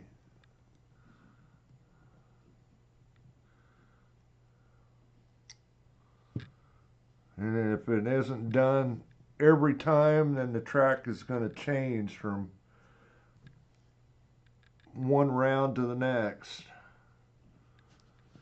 Okay, well, axles are in. Ready to put them in place. And I'm going to go center on these for right now. I probably should lengthen them. Go clear as long as I could go, but I'm going to go middle for right now.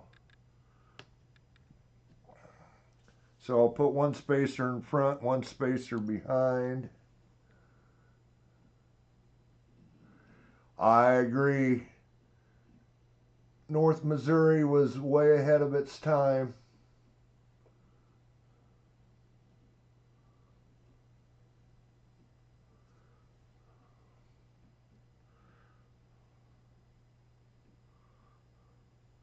Perfect size track for 10th scale.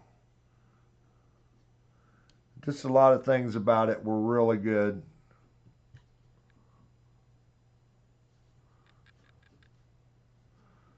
I mean, there again, 170 miles to the track, but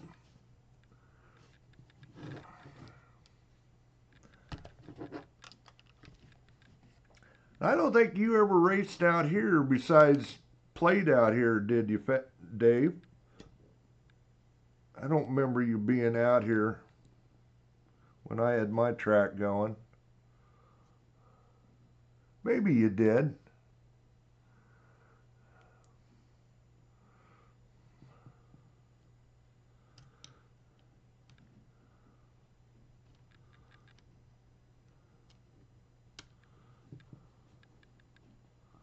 Yeah, you were in college. Yeah.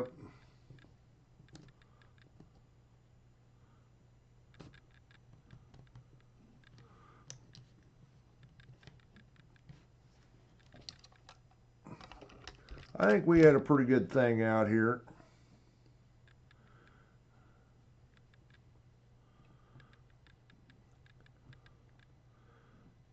I was really, one thing that was kind of back when Billy and was going around to different tracks. And he said that we had the best groomed outdoor track that he'd ever been to, which that made me feel pretty good.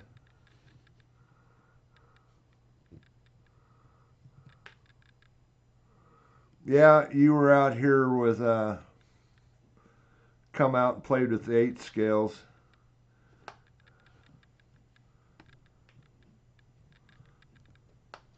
Okay, go in there.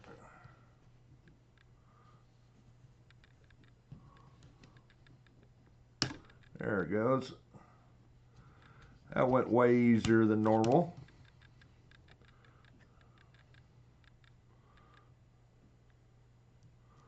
And the screw goes in from the back. I think the buggy, it goes in the other way, but truck, you got to go one way or the other because it's longer here than it is on the other side.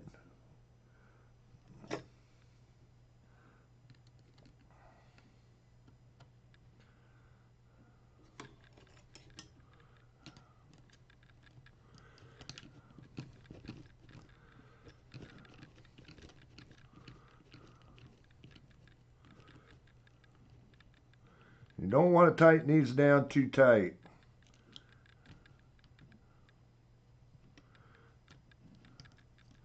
It's easy to do, and if you do, these are not free here.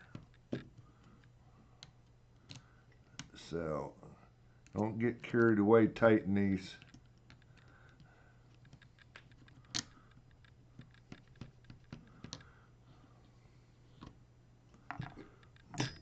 I've done that before and wondered why my axles stay in place when I take the shocks off.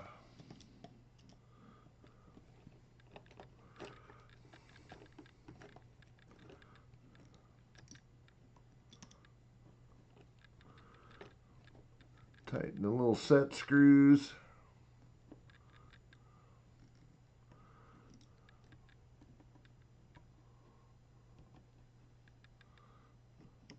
Hi, Metallic Silver Skull.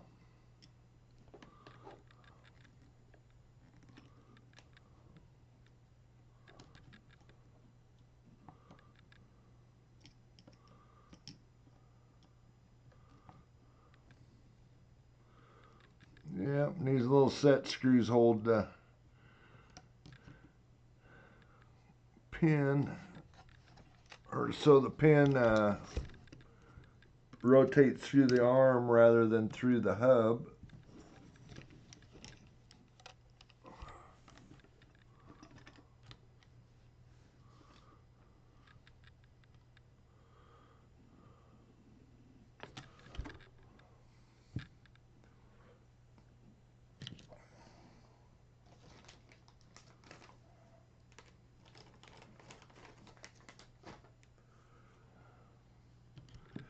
Well, gaining one more. I say I'll probably get the turnbuckles built, and we'll hold off on the shocks till the next live stream, which might be in a couple days.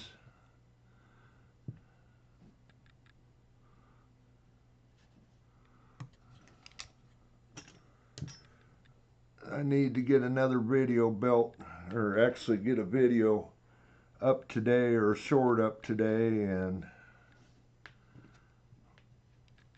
get a video built for Thursday. I need to clean my table off and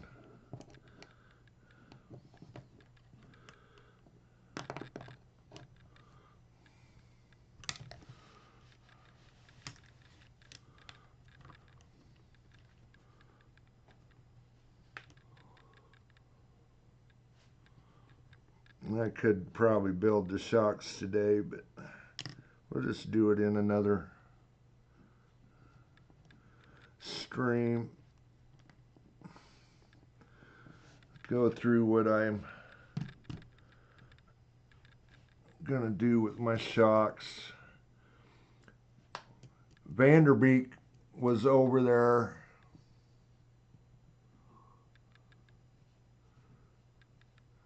Well, cool, Kane.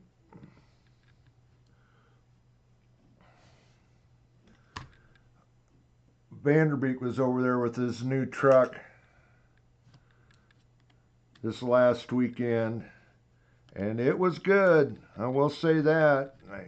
He said it was pretty much right out of the box. I don't know how much he changed,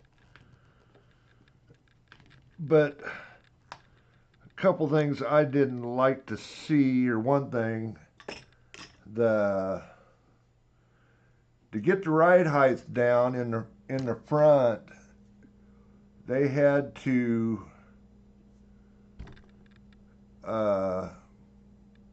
back it off so far that the spring was actually could just lift outside the cup. You know, whatever the height of the cup holding the spring, it was completely loose and could pop over the top of the cup.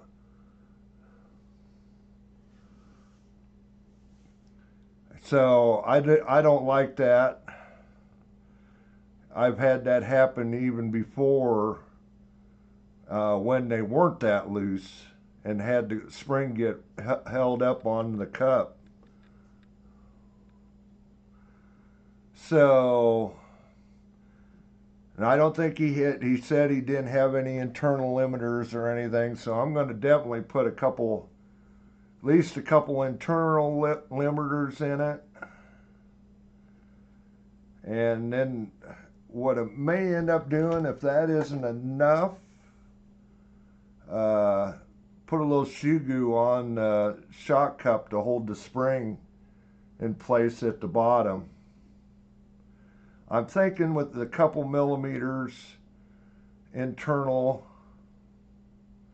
Oh, and I'm going to go a softer spring too, so there may be a little bit,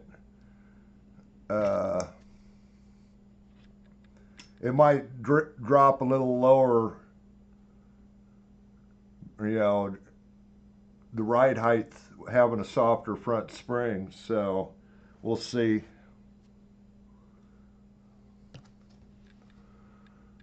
I'm hoping anyway. Anyway, did I get that too tight? Probably did. But otherwise, that truck was really good. A little bit tipsy.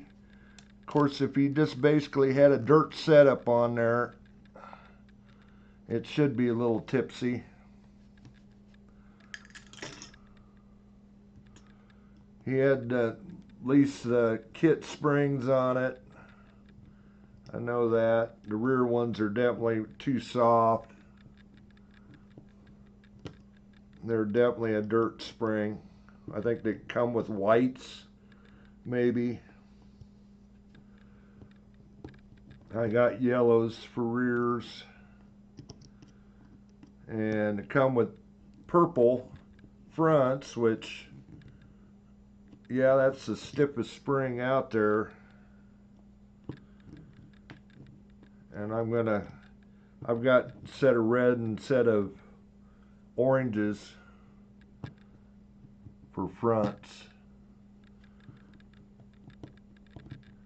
I would like to use the oranges, but we'll see.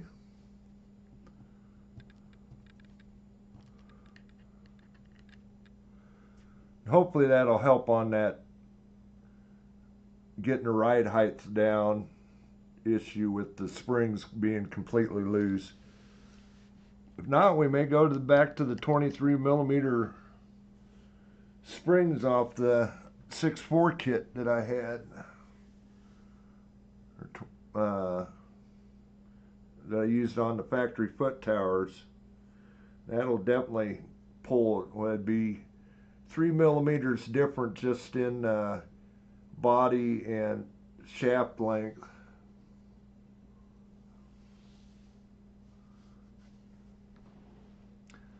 One thing, if you're new, gamble, you can't lose money. There's Spectra. You can only build your points up with gamble. And it don't, of course, you can play the slots. You only have to play 1 point if, I don't know how many points you got. Okay, I think we're up ready for the turnbuckles now. I think that's the next thing on the list, on the sheet. Yep.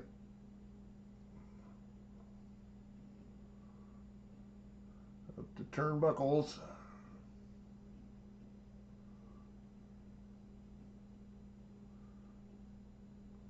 Just got done with the hubs.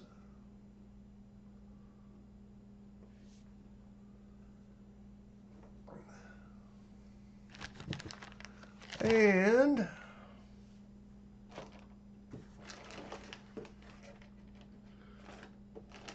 somewhere in here,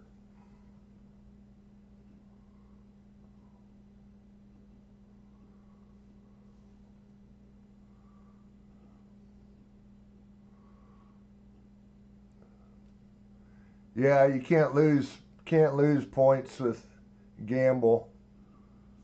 Only gain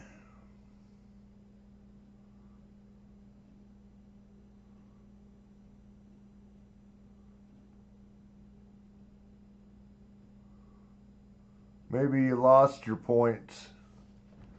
And I'm not seeing it pop any up. Here, we'll give you some points. You can play to your heart's content. Just have to get there.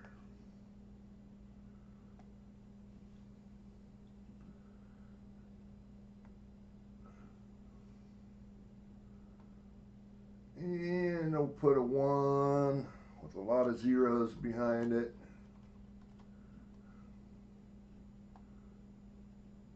Okay, now you should be able to play to your heart's content.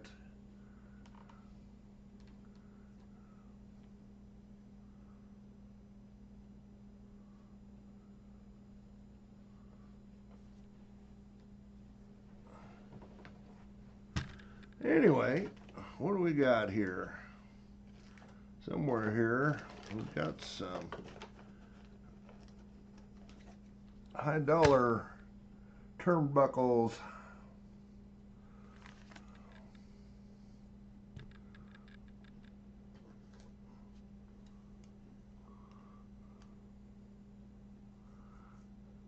Yeah, you can do your gamble all. Gamble by itself won't do anything. Gamble all, gamble with a number. I don't know why it didn't do it before there, unless you were out of points.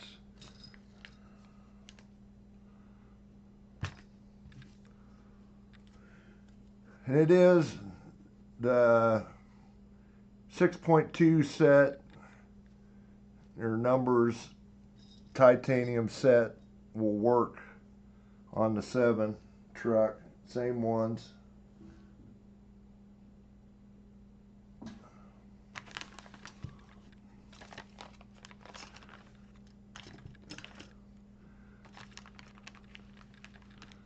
And honestly, with the 3.5s, it ain't necessary. I don't know. I'm sure you can bend a 3.5 since they went to the bigger ones, turnbuckles. But I don't think they're necessary. But I've always ran titanium turnbuckles, so.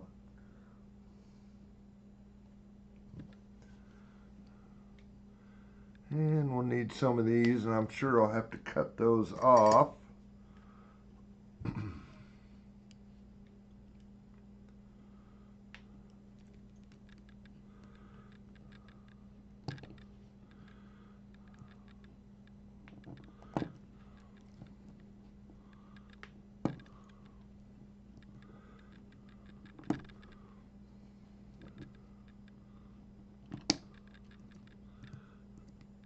They don't twist off.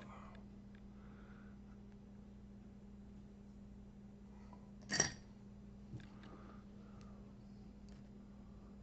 guess I didn't look, see if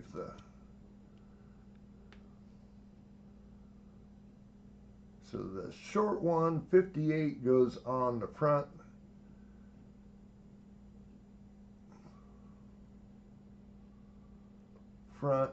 camber turnbuckle. 67s go on the other two. So there should be 2 of these that should be shorter. It should be those 2 up top. And that's the ones we're going to use first.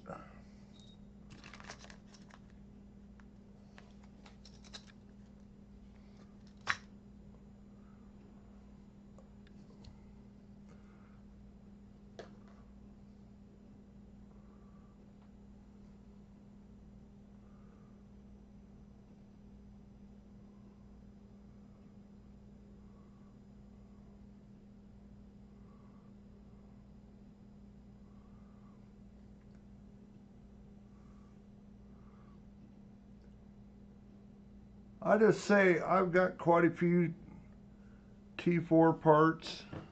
I have never put them up on eBay yet. Actually, I bought out a hobby store here about 2 years ago, but they had a lot of T4 stuff or B4 T4 stuff yet, so I need to get them up, but I just haven't had time.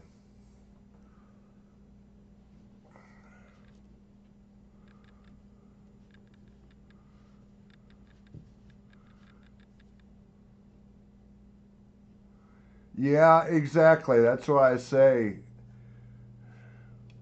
Or you could find a 6.4 kit that people are selling off. There's nothing wrong with the 6.4. Even the 6.2. They didn't change that much between the 2 and the 4. I think the 4 did come with the big bore. I do have a lot of T4 parts. I can't tell you all what I've got down there, but I know I've got a lot of them.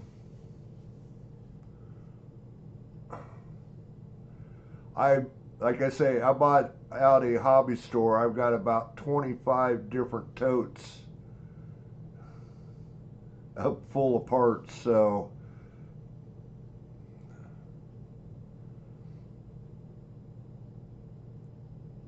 like I say, I have not done anything with them. So even hunting, I had somebody that needed something. It is a pain to try and sort through and find what people need. I need to start pulling some of the stuff and getting it on eBay. I haven't done it yet.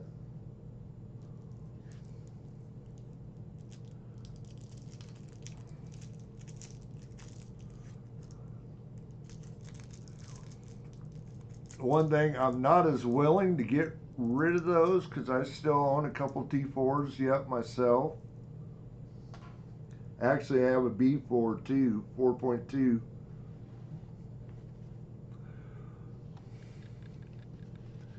I figure if I ever go racing outdoors again, I might be using them.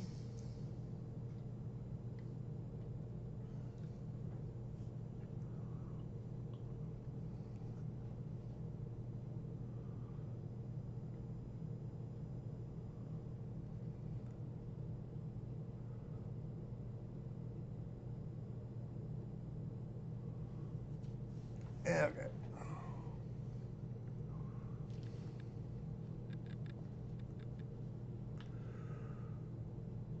Okay.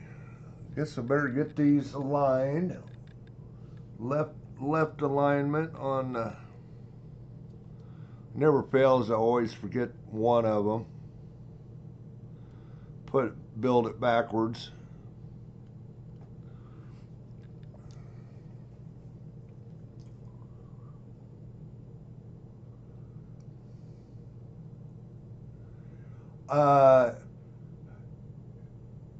We were talking. These parts that I own were on a wall that was probably, well, I don't know if Fasty's still in here or not. What do you think Blue Groove had for space? 50 foot on the one side, maybe another 25 on the other side, and 6 feet tall. The parts walls at Blue Groove, probably 75 foot by 6 foot, so I need a pretty big wall. And that's not counting the stuff that was out on the racks. So I've got a ton of parts.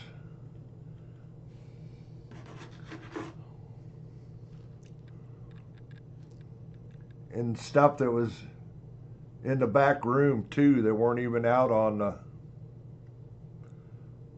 the wall.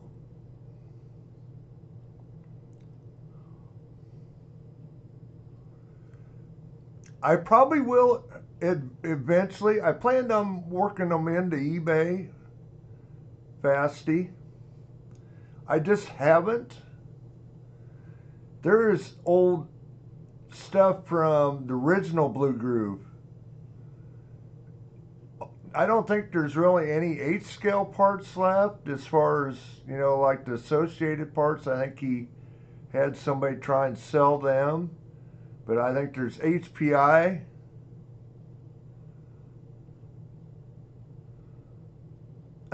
Stuff from Savages. There's some old Triple X parts down there.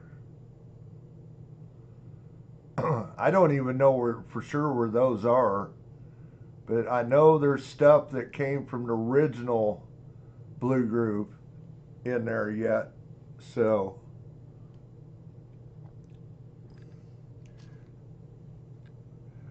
a lot of crap.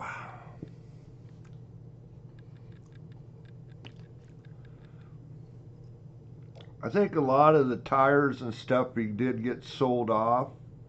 There's some. There's totes of tires down there yet too.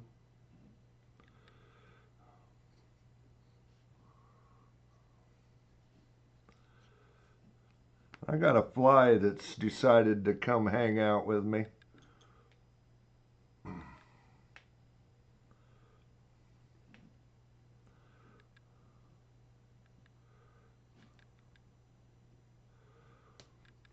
I wish I had my turnbuckle wrench out here too. Doggone it.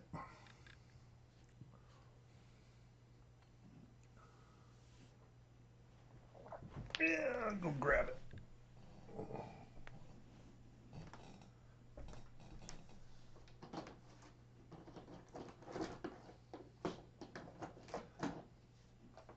And of course they changed turnbuckle wrench sizes. But the nice thing is it's the same size as the old Lunsford ones.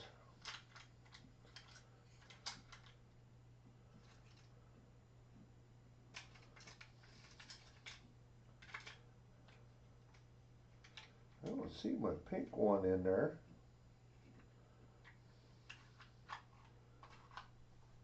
Oh well.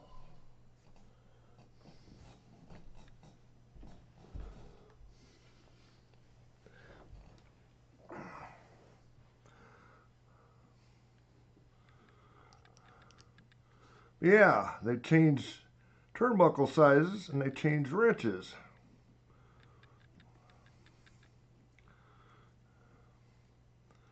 As you've seen, I use chapstick on the threads.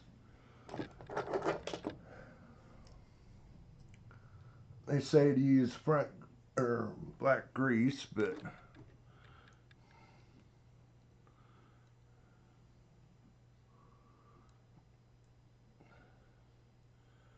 front link or the steering link, it says set it at 42 between the turnbuckles.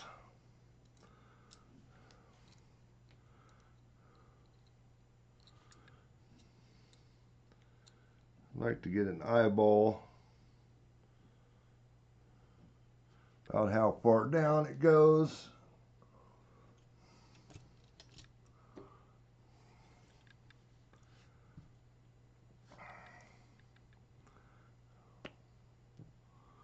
Look like it could use longer ones.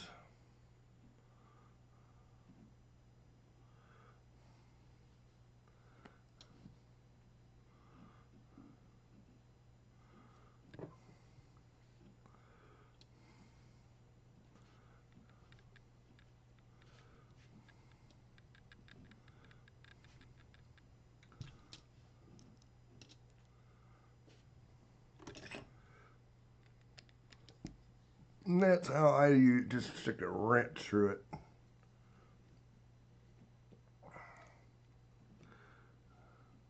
That looked like about where 42 mil was on that side.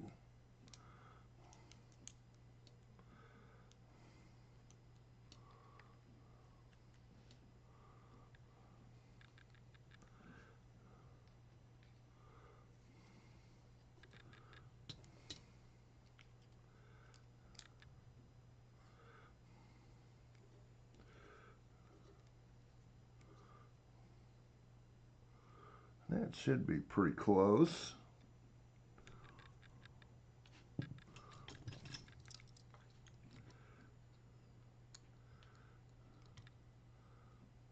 Of course, I want to screw them on further so they will, I can adjust them a little easier if I need to adjust a little bit. Screw them off, screw them on a couple times.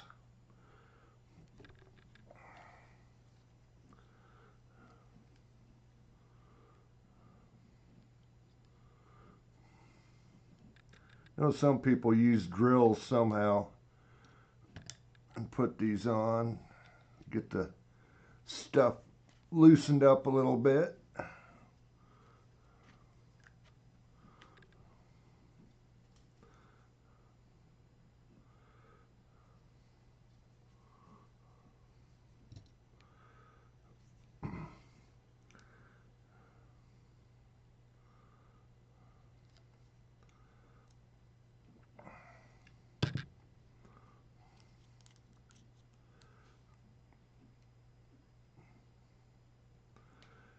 Okay.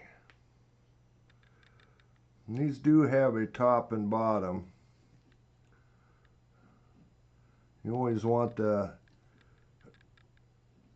indented side toward down when you snap them on.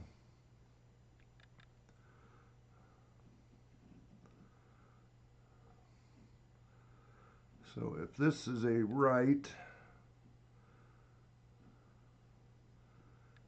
it goes back there, snaps on there. So if this is a right,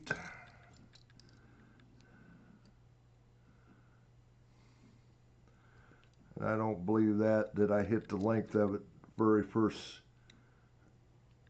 or the second try. It's close. Not quite though.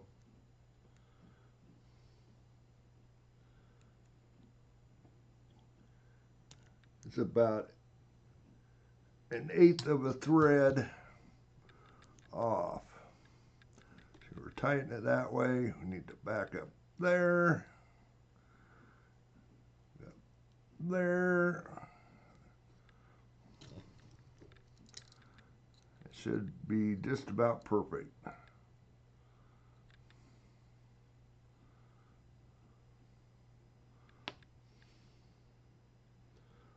Oh my gosh, it's so close.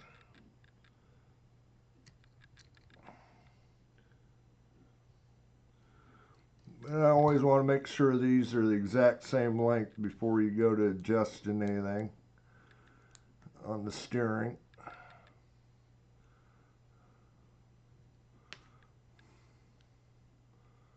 Left and right.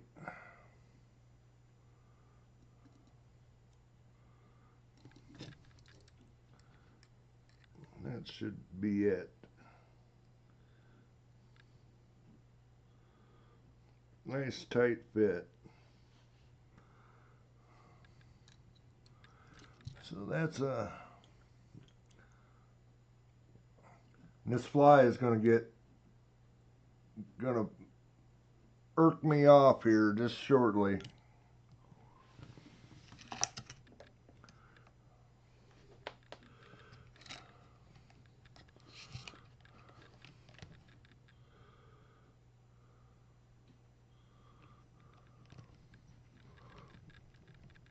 Hi, Jim. And that's the one thing about these captured ends. They are tight.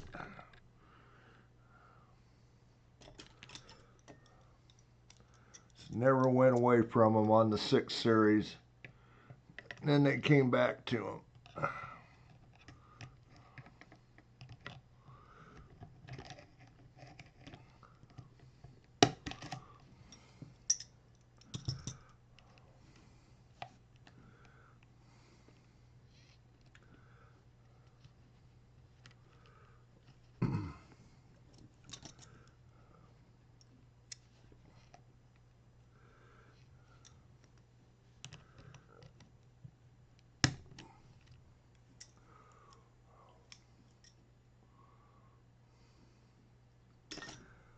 Yep, it's a little bright one on.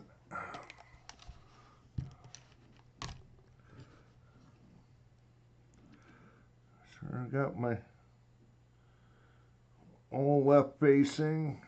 They actually got lines in these, so you know, because one side's a left-handed thread, the other side's a right-handed thread, so they can tighten and loosen. So you put the little mark on them all the same direction, so they all turn the same way.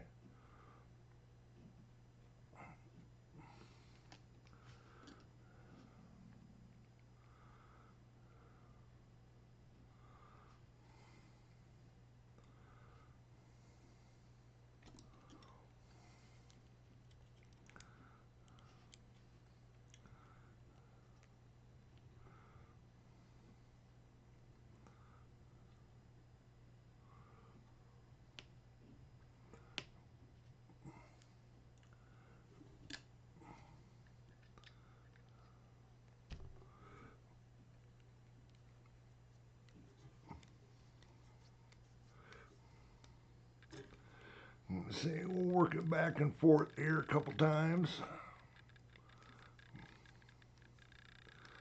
So it makes for easy adjustment. When I go to check the toe in,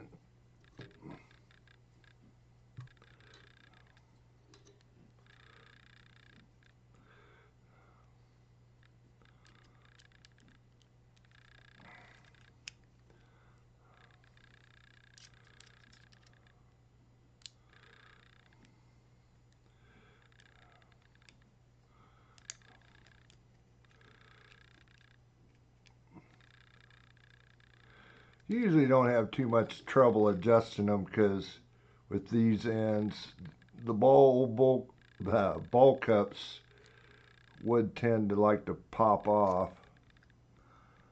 These not so much.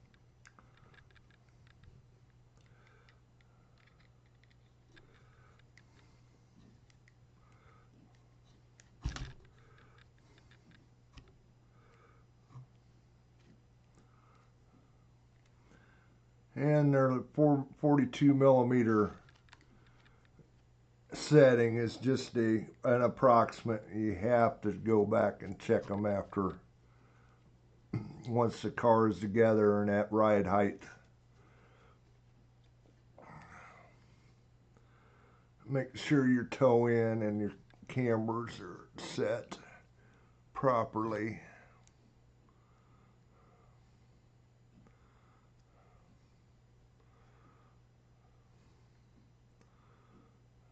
Okay, that needs to be like that. See how close we are.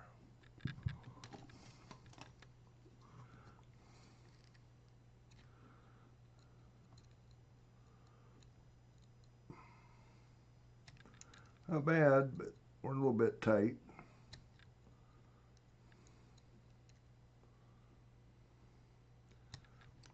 About a thread and a half.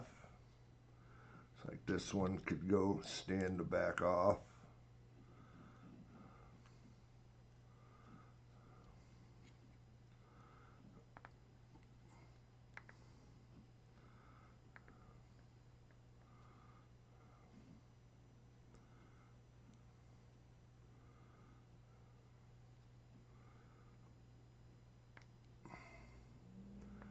Okay, let's see where that is. The ball ends are pointed the right direction.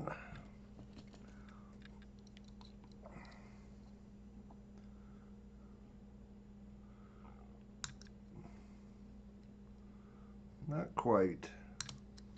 See how far off we are.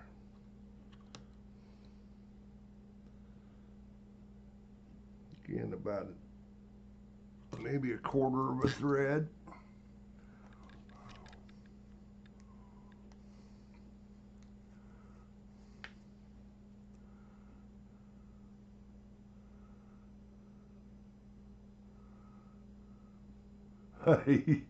Sounds like you got a lot of rebuilding there.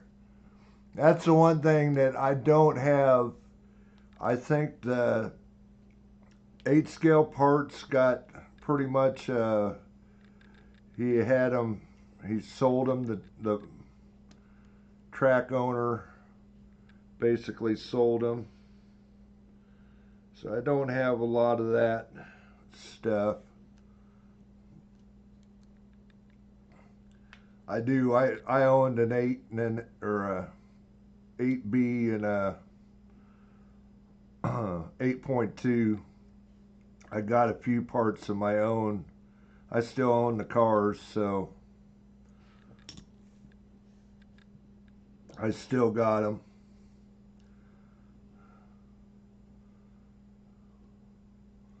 So yeah, mostly what I got's personal stuff.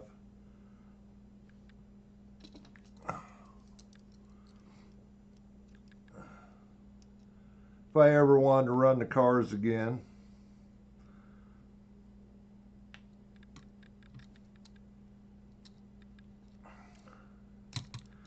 I've had my share of 8 scale, honestly.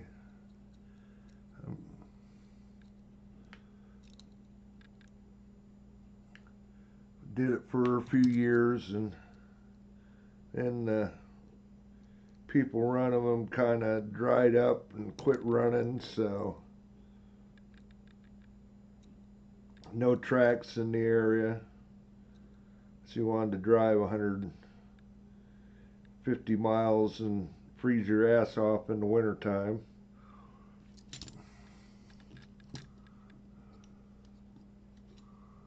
Yeah, I still got it, that too, Fasty.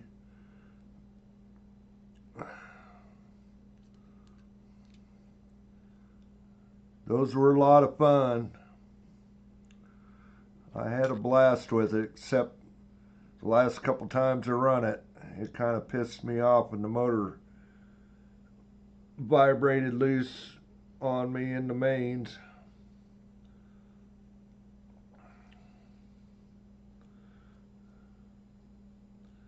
Couldn't have been because I had too much motor.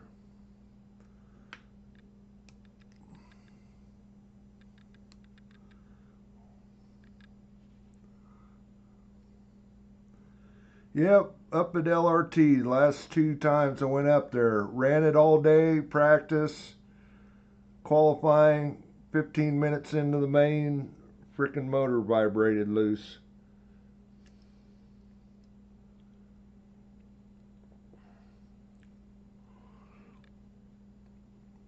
And that was, second time was with brand new motor mounts too. Still vibrated loose. Yeah, it was a 20 whatever OS. YZ. Whatever, it was a beast. OS XZ, YZ. I don't know what the heck it was, but 28. Got it from Bacon.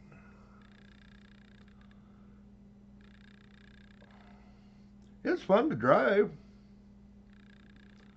We'll say that.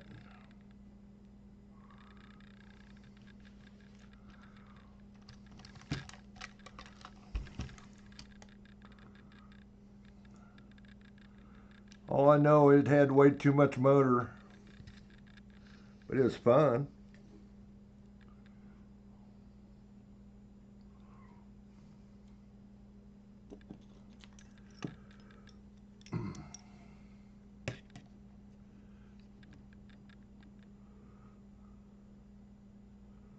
XZ, yeah.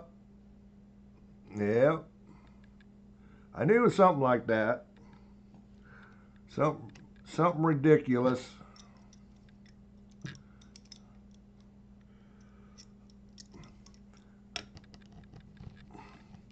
Had to rebuild it. Frickin' slung a keeper off the wrist pin. So I've got all the parts, built it back up, and ran like a striped ass ape for a while till done that up at LRT those last 2 times I ran it. Yep, blue head.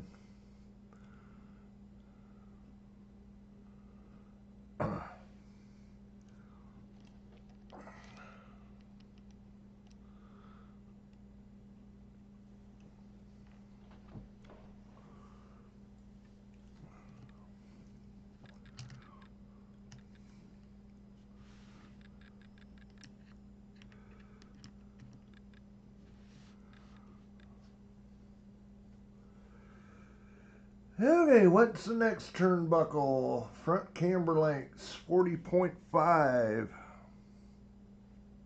is the gap on them. Oh no, did I do that wrong? Oh man. I snapped them things on already. I used the wrong turnbuckles. Dang it. This is where the short one's supposed to go. Okay. I'll have to pop them back off.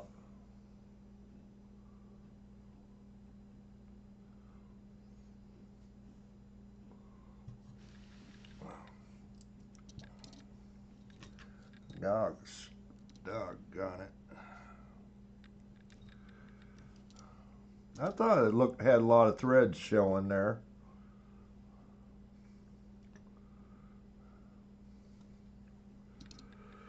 Oh well.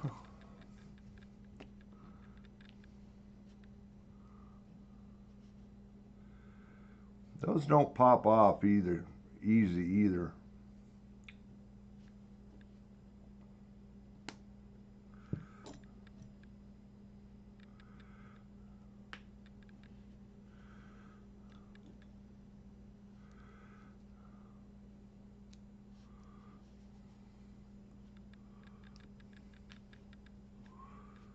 Yeah.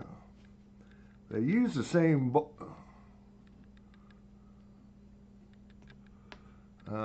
link ball cups. I can't remember, or the ball studs. I just swapped the ball studs out. I'll have to take a look, see if I get away with that. Then I'll have to pop the inner ones off.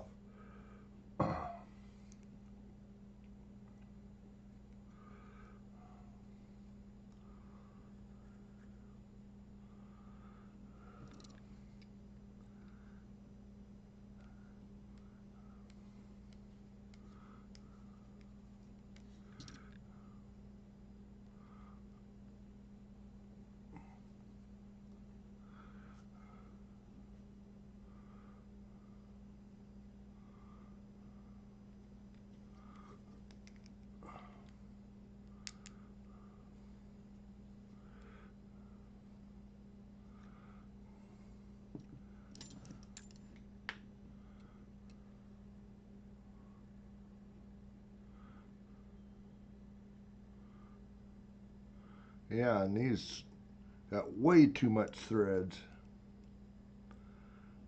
Or screw way on past.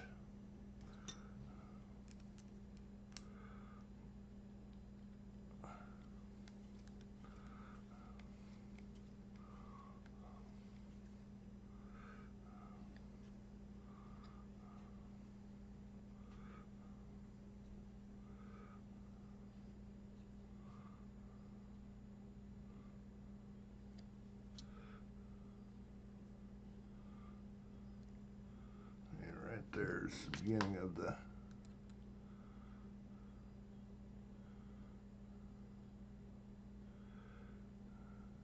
I need to go about 4 turns on.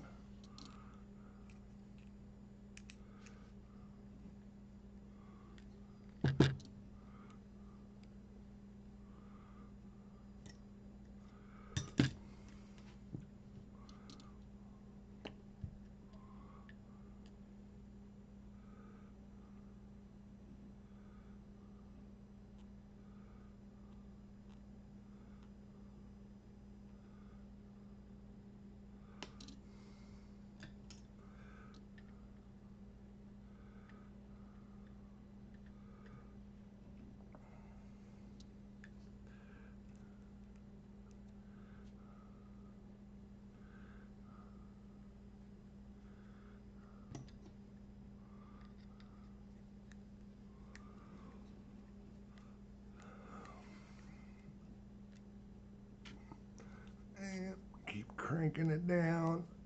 Oh, glad that didn't hit my toe.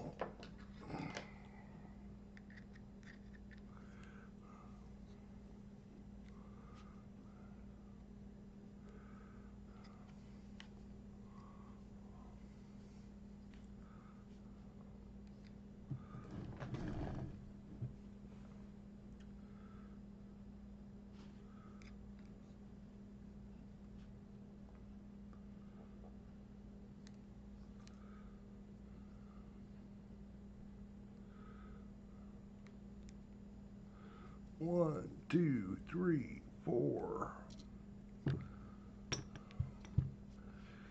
See how close we are. Not bad.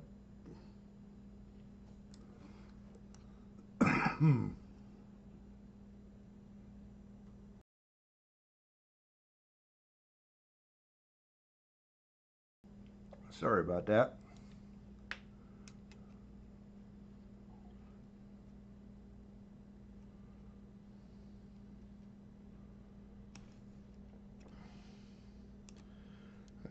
About 1 and or so off.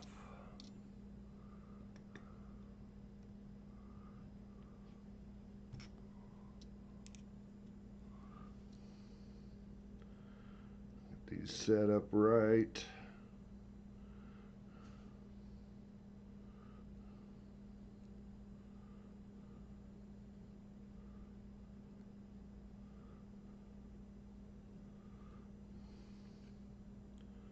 See where we are. About should be about 1 thread yet.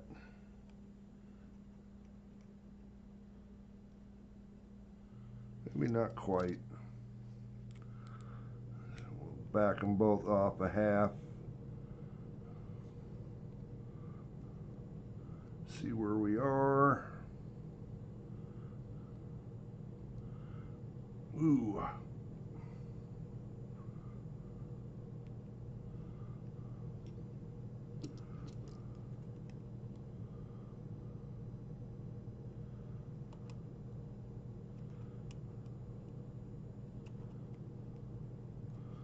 Went just a little too far.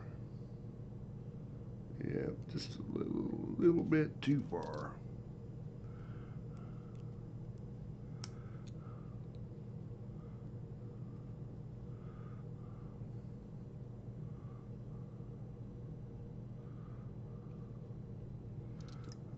Probably ought to be about it. Yep.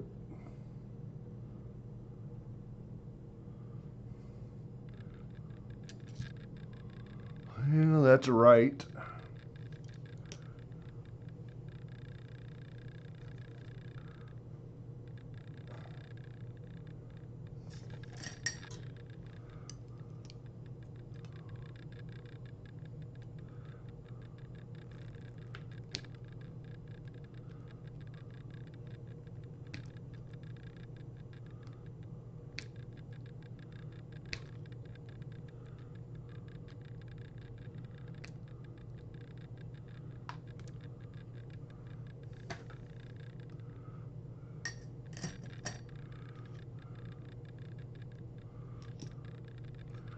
Go ahead and build them, and we'll worry about trying to get those others popped off.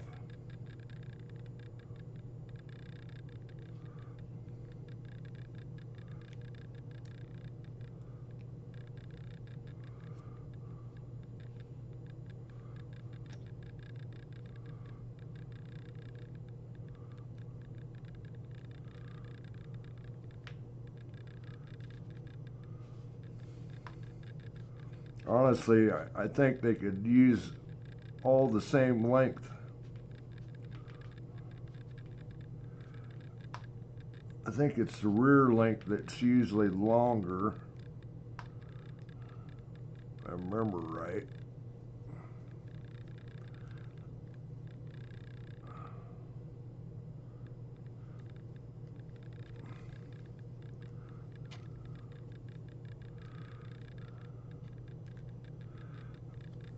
Work it, loosen them up.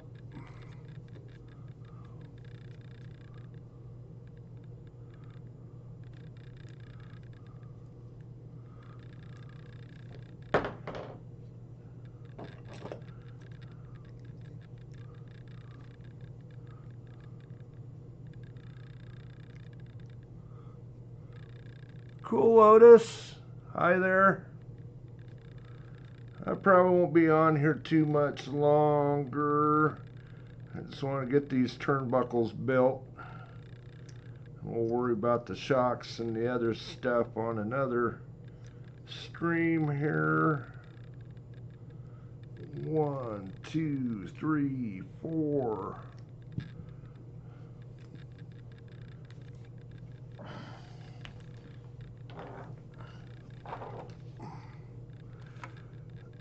Maybe a couple streams yet, because shocks will probably be one, and then the electronics, getting them in and all that good stuff. One thing nice that I did find out, that the holes for the 6.4 6.4 body will mount right up to the mount or the posts on this truck. You do have to cut out the front wheel well, just a little bit. It will hit the turnbuckles, but that's a nice thing. You use an old body on them. I do have a new painted body. At least I think I do. I better have. I was thinking I had another one around here painted, but not on a truck yet. But even still, I do. My body that's on my 6.4 is really nice yet, so.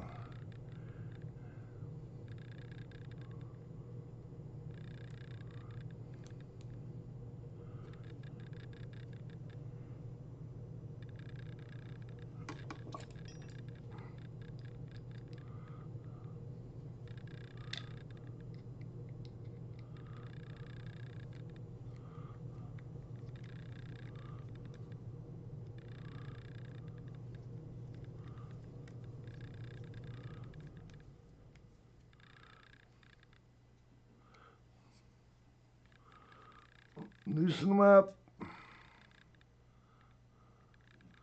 Cut the threads, loosen them up.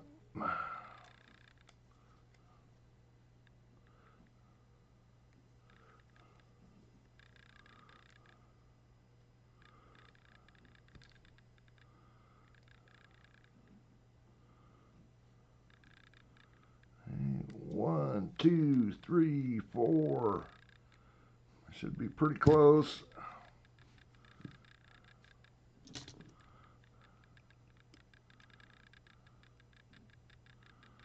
A little bit far in.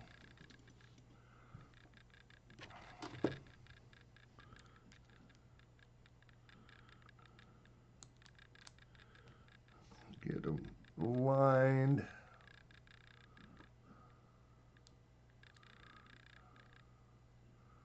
That one should be right. There would be right. We'll go a half on each one. And we should be pretty close.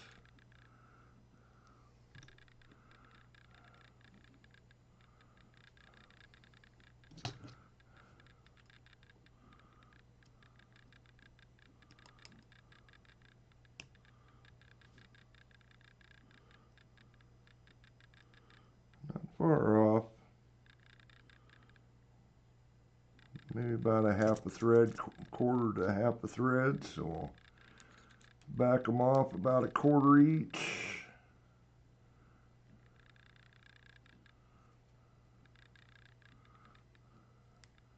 And see where we are.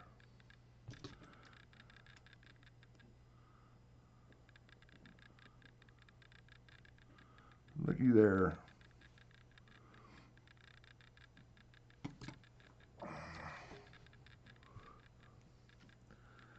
Now the fun. Getting those ones off that I shouldn't have popped on there. First thing I wanted to see if they are the same length, and they are not. So I thought I could just change out the ball studs, but no luck there.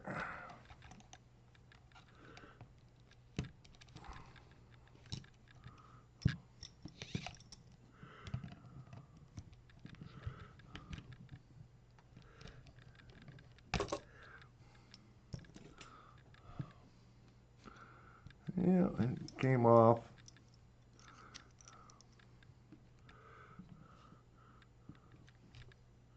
Sure, putting them on the right way.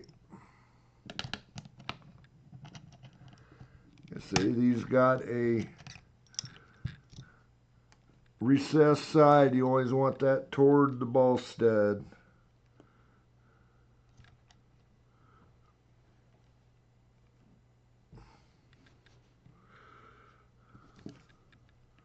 They'll go on either way, but that is the proper way they should go on. Oh.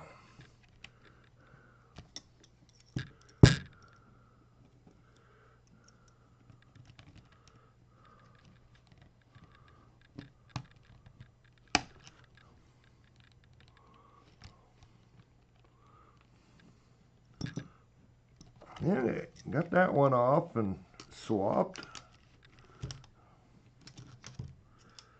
We'll have to readjust the length on the front on the others.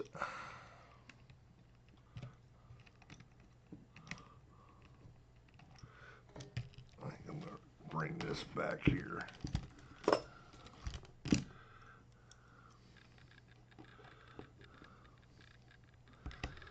Where I can get a good grip on it.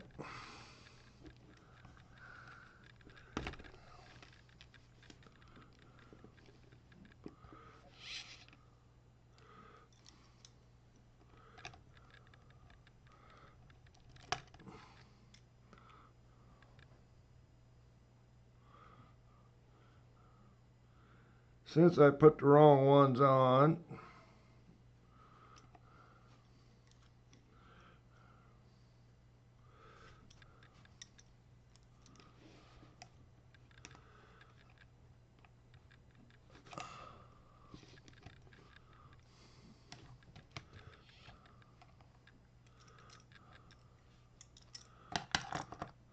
my left hand don't work as good as my right hand.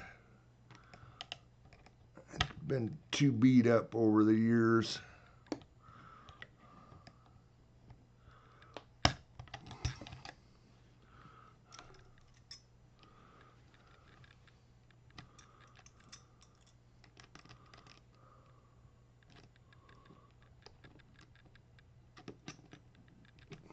That's the reason I drive my radio is actually left-handed.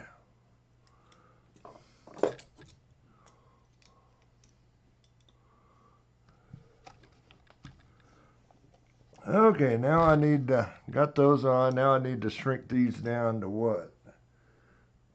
40.5.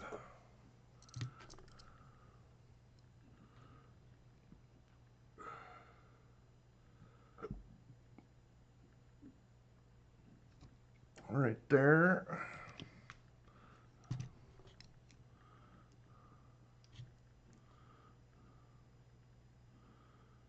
Like about 2.5 threads.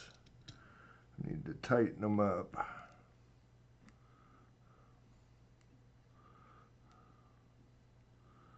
So it's about 1/4 on each. Half, 1/4.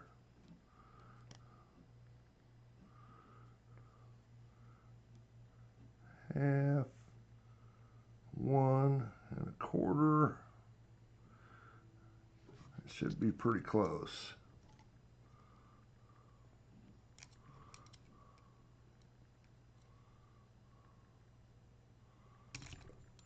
Really close.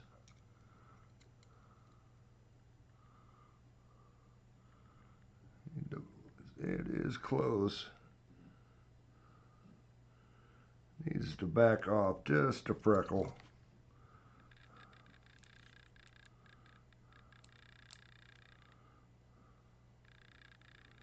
Not that much on each one. We should be good.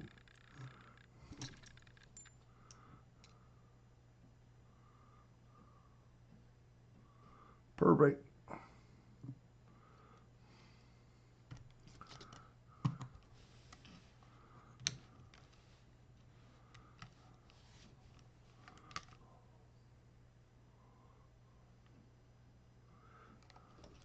This one's going to be interesting. You can't pop it on by hand. They're too tight to do that. Oh, no, I ain't perfect because I'm so used to the old car where the ball stud went in at an angle. So I'm going to have to adjust these.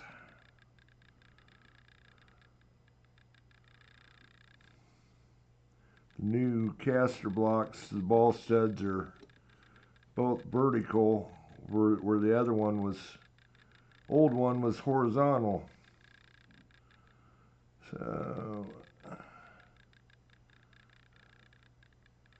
I'm going to have to, if I tighten one up, I need to back the other one off the same amount, which I won't be able to quite do that.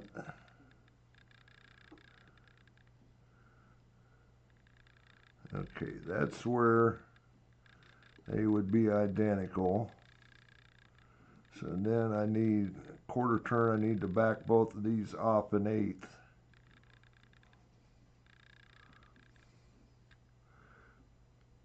And that should be the same length.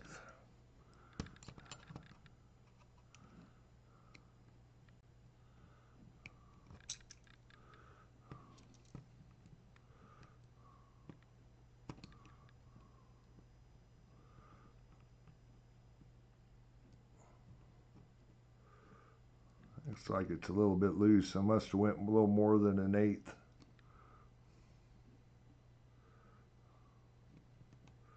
Okay, we'll tighten them back up just a little.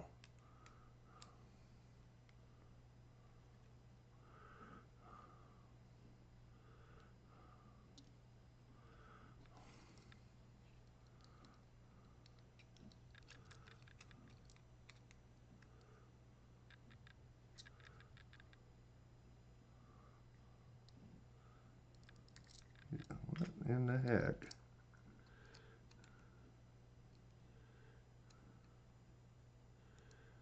Okay, it's all right. Just wasn't getting it on there.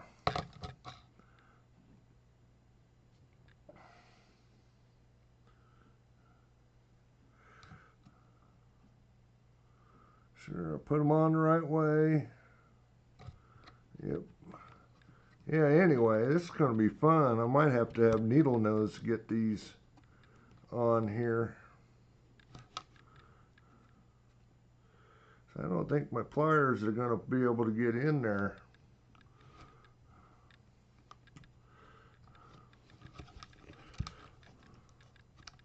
Without taking the...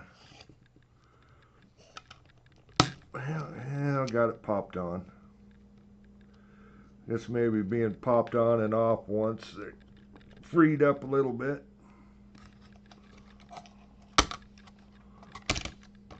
Maybe I did a good thing by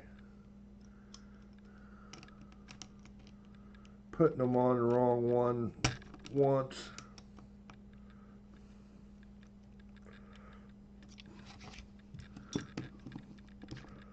They usually don't pop on by hand.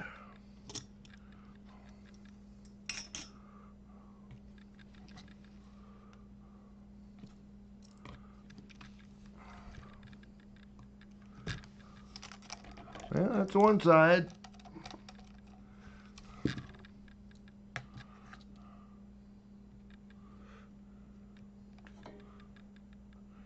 Yep.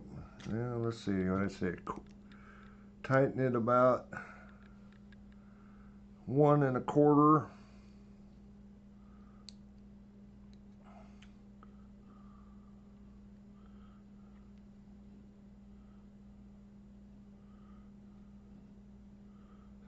2.5.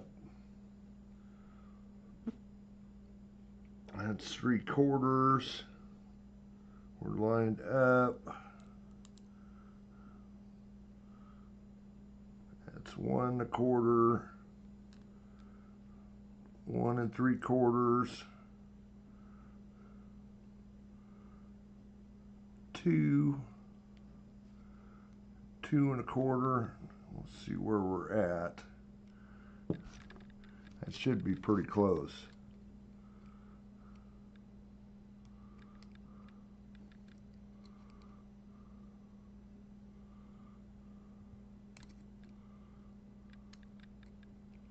It's pretty close.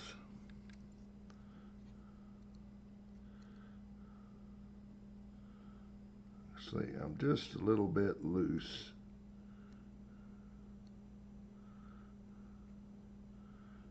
Just a freckle loose. Okay. That's why I said about 2.5, but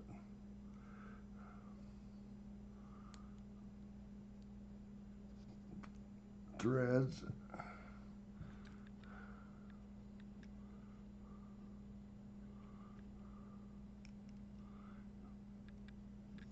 Perfect. Say we'll be adjusting these anyway. They will probably aren't perfect, but it's a good starting spot. Left facing notch on the left side. Hopefully I can pop this on like I did the other side.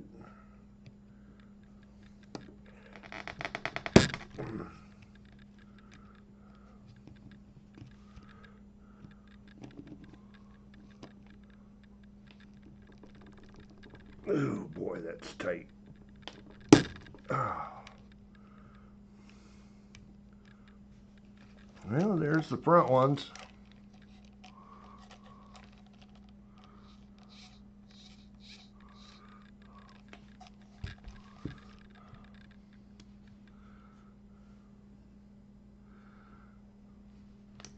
And you can see right height wise, those arms will be a little bit above or about right there. And you can see how these go up here. That's the reason I didn't put that ball stud under there. It maybe was more of a dirt thing, where your right height tends to be arm level, which is probably more like right there. You guys probably can't see that as good as I can looking at it from the back. But okay, we're ready for the rear ones. And we need a 49.5 gap.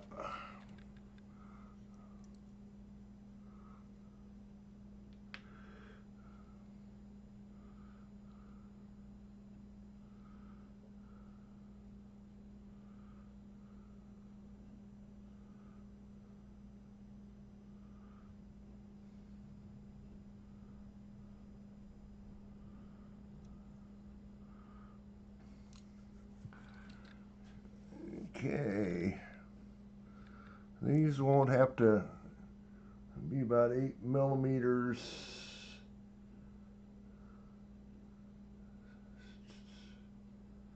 7 millimeters difference, so it should be about at the end of the threads.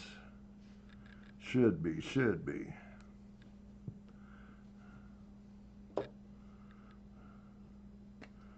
See how close I get.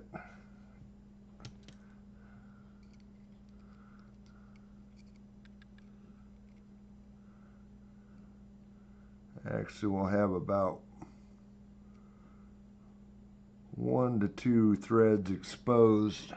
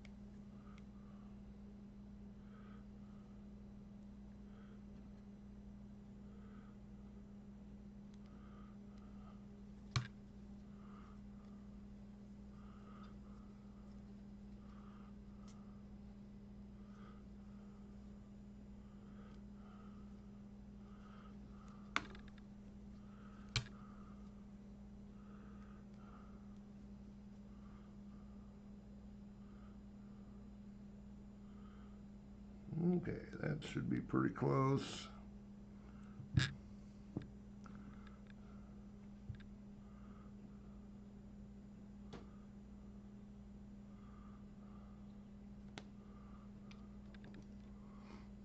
Amazing how hot those ball ends get by cutting the threads in them, working them back and forth.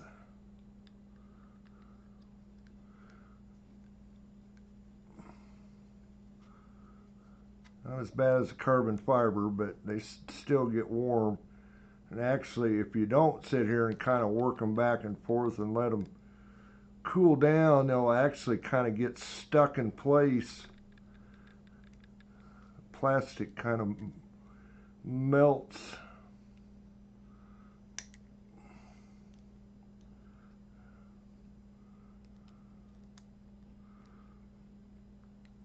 And you go to adjust them the first time and they pop off. So while you loosen them up,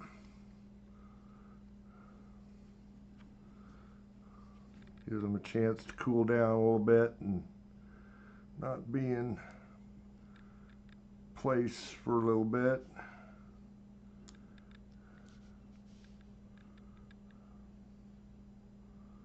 That should be pretty close if we get the angles right.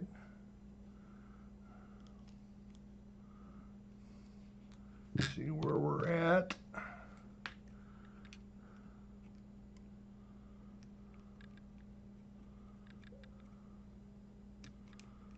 We need to take a little bit too short. About a thread too short. So we'll back them off half each.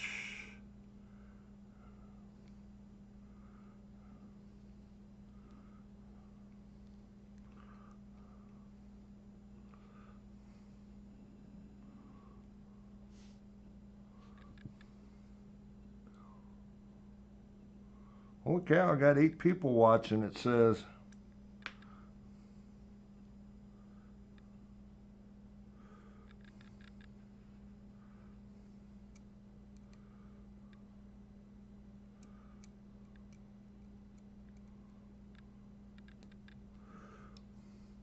Did pretty good on that one.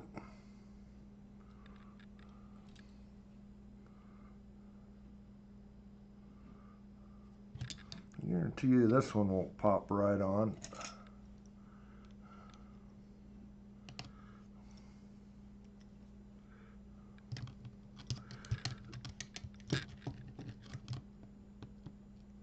With that little extra help.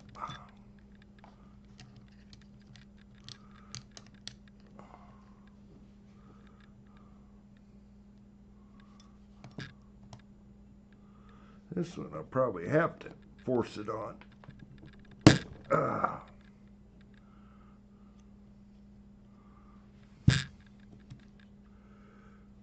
Close the dog bones come popping out at full droop. Of course, when shocks are on there, it won't go that far.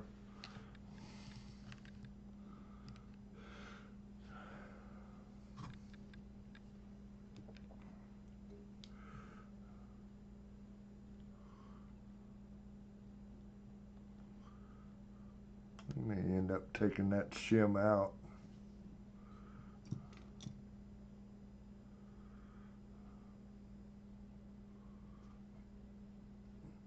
We can add more underneath the inner too, I guess. I like to keep those as level as possible, but right heights on carpet, it isn't always an option.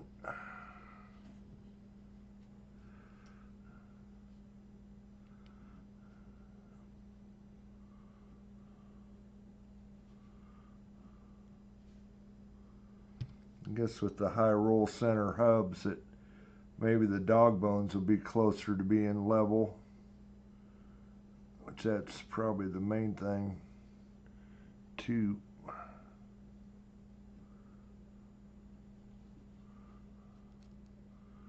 level with the diff.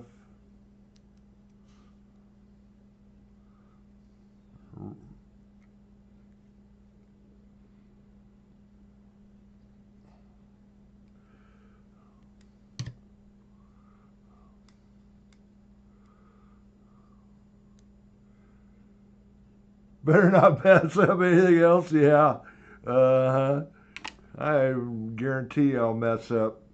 Hey, at least I caught it before I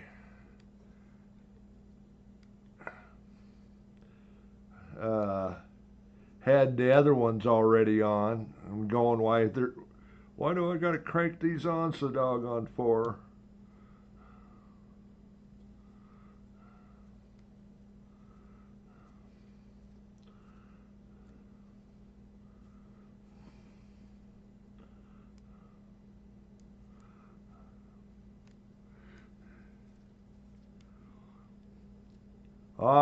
Trust me, I've screwed up enough times.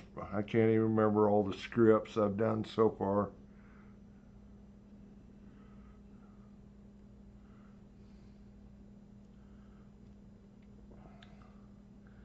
I guess one good thing, everything has been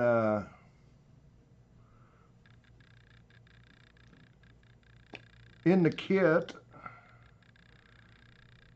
And I was just thinking when I built my 84 four-wheel drive here a month or two ago, one of these turnbuckles, the threads were not cut properly. I couldn't get the ball cups to start on them, and the threads were, rather than spinning on, were just cut in a circle. So it wouldn't, you couldn't spin these on. So I had to buy turnbuckles, or a pair of turnbuckles right out of the get-go. I could have sent it in, yes, but I want it before Associated sends them to me.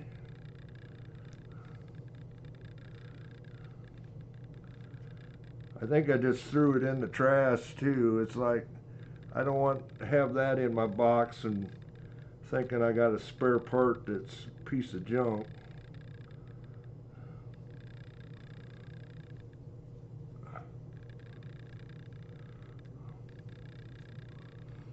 Yep, the threads were not left or right. They were cut in a circle. I don't know how they managed to do that, but they did.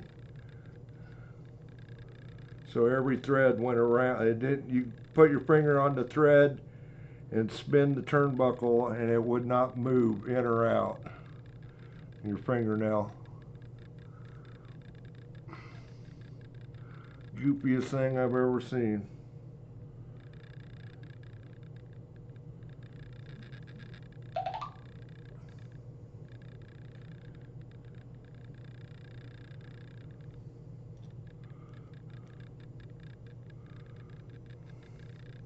Well, we should be pretty close. Bet you I got to go on a little bit. Or it's not.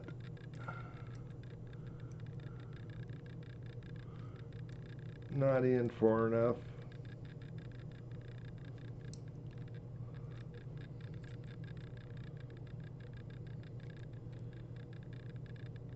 Yeah, it's at least one thread. I don't have that one in as far as I should. About one thread out yet.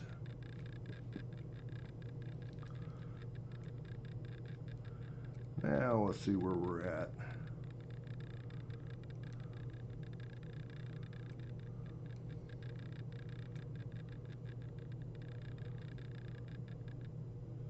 Not far off.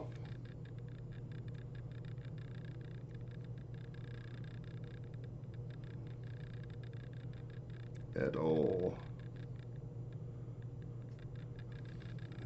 know if it's even a quarter turn off, so go about an eighth.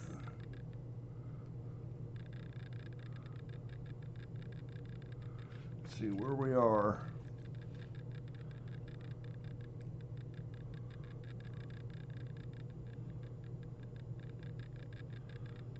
See, we're probably close.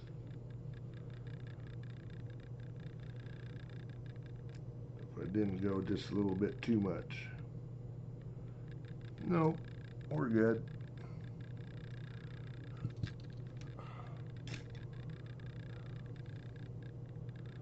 Left facing.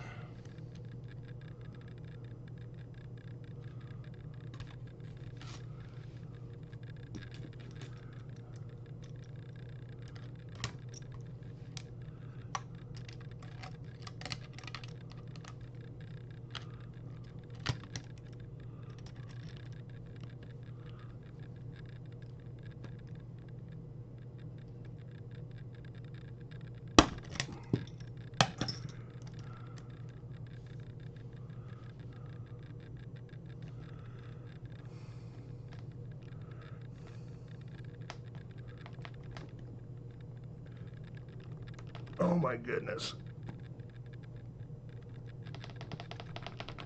Oh, that's more than my left hand can handle.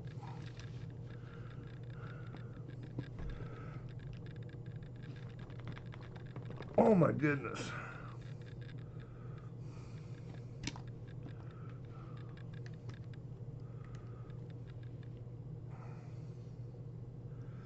Thing is, there's really no way to hook this.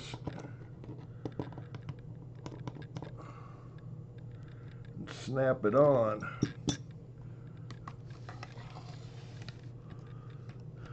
Both hands.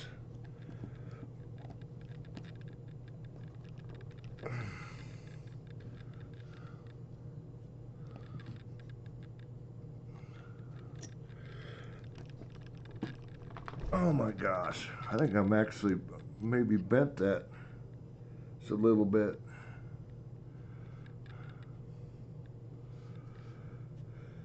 Well, how can I get a pair of pliers?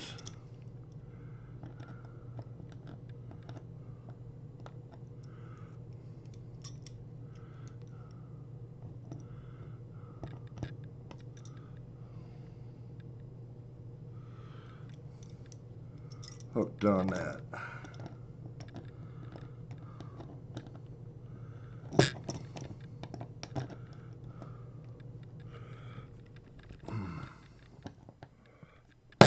There we go. Probably took a little bit of my blue off, but oh well. There we go. Well, I think I'm ready for shocks now, and that's going to be it for today. I think that's the next thing on my agenda is shocks. Yep.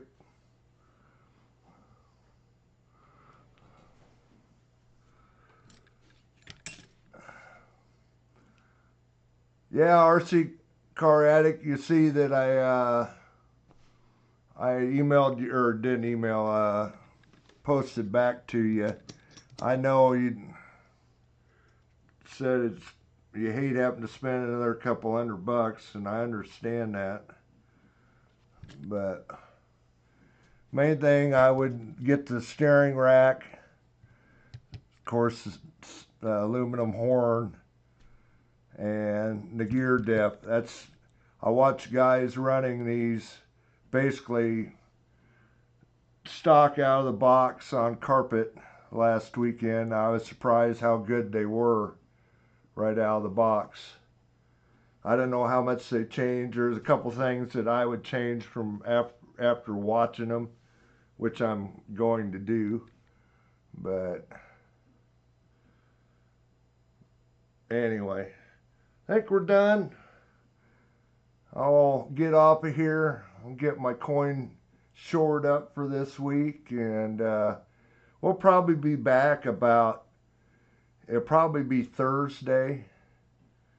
get the shocks built, and I don't know how much other stuff. I know that I've got some electronics yet to put in. I need to put in my battery stuff to hold my battery in place yet. That won't take long. Maybe get the electronics set in it. I guess I still need to. I'm going to run my shocks inverted. That's something that in the rear. Something I liked that I did to my 6.4. Gets the weight down. But I still need to put in the stuff for that. But we're going to get out of here. Thanks, everybody.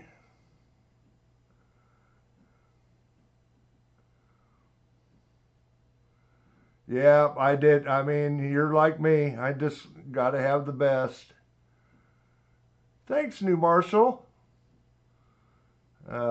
Anyway, I'm going to get out of here. We'll probably be back Thursday, I would guess. It's whether I get my Dime Gift Away album update ready to go tomorrow. So I have to get my table cleared off here, do my videos for that. So anyway, guys, thanks for watching. We'll catch you next time. Next will be shocks, and we'll go from there. Probably about 12:30 Central like I did today.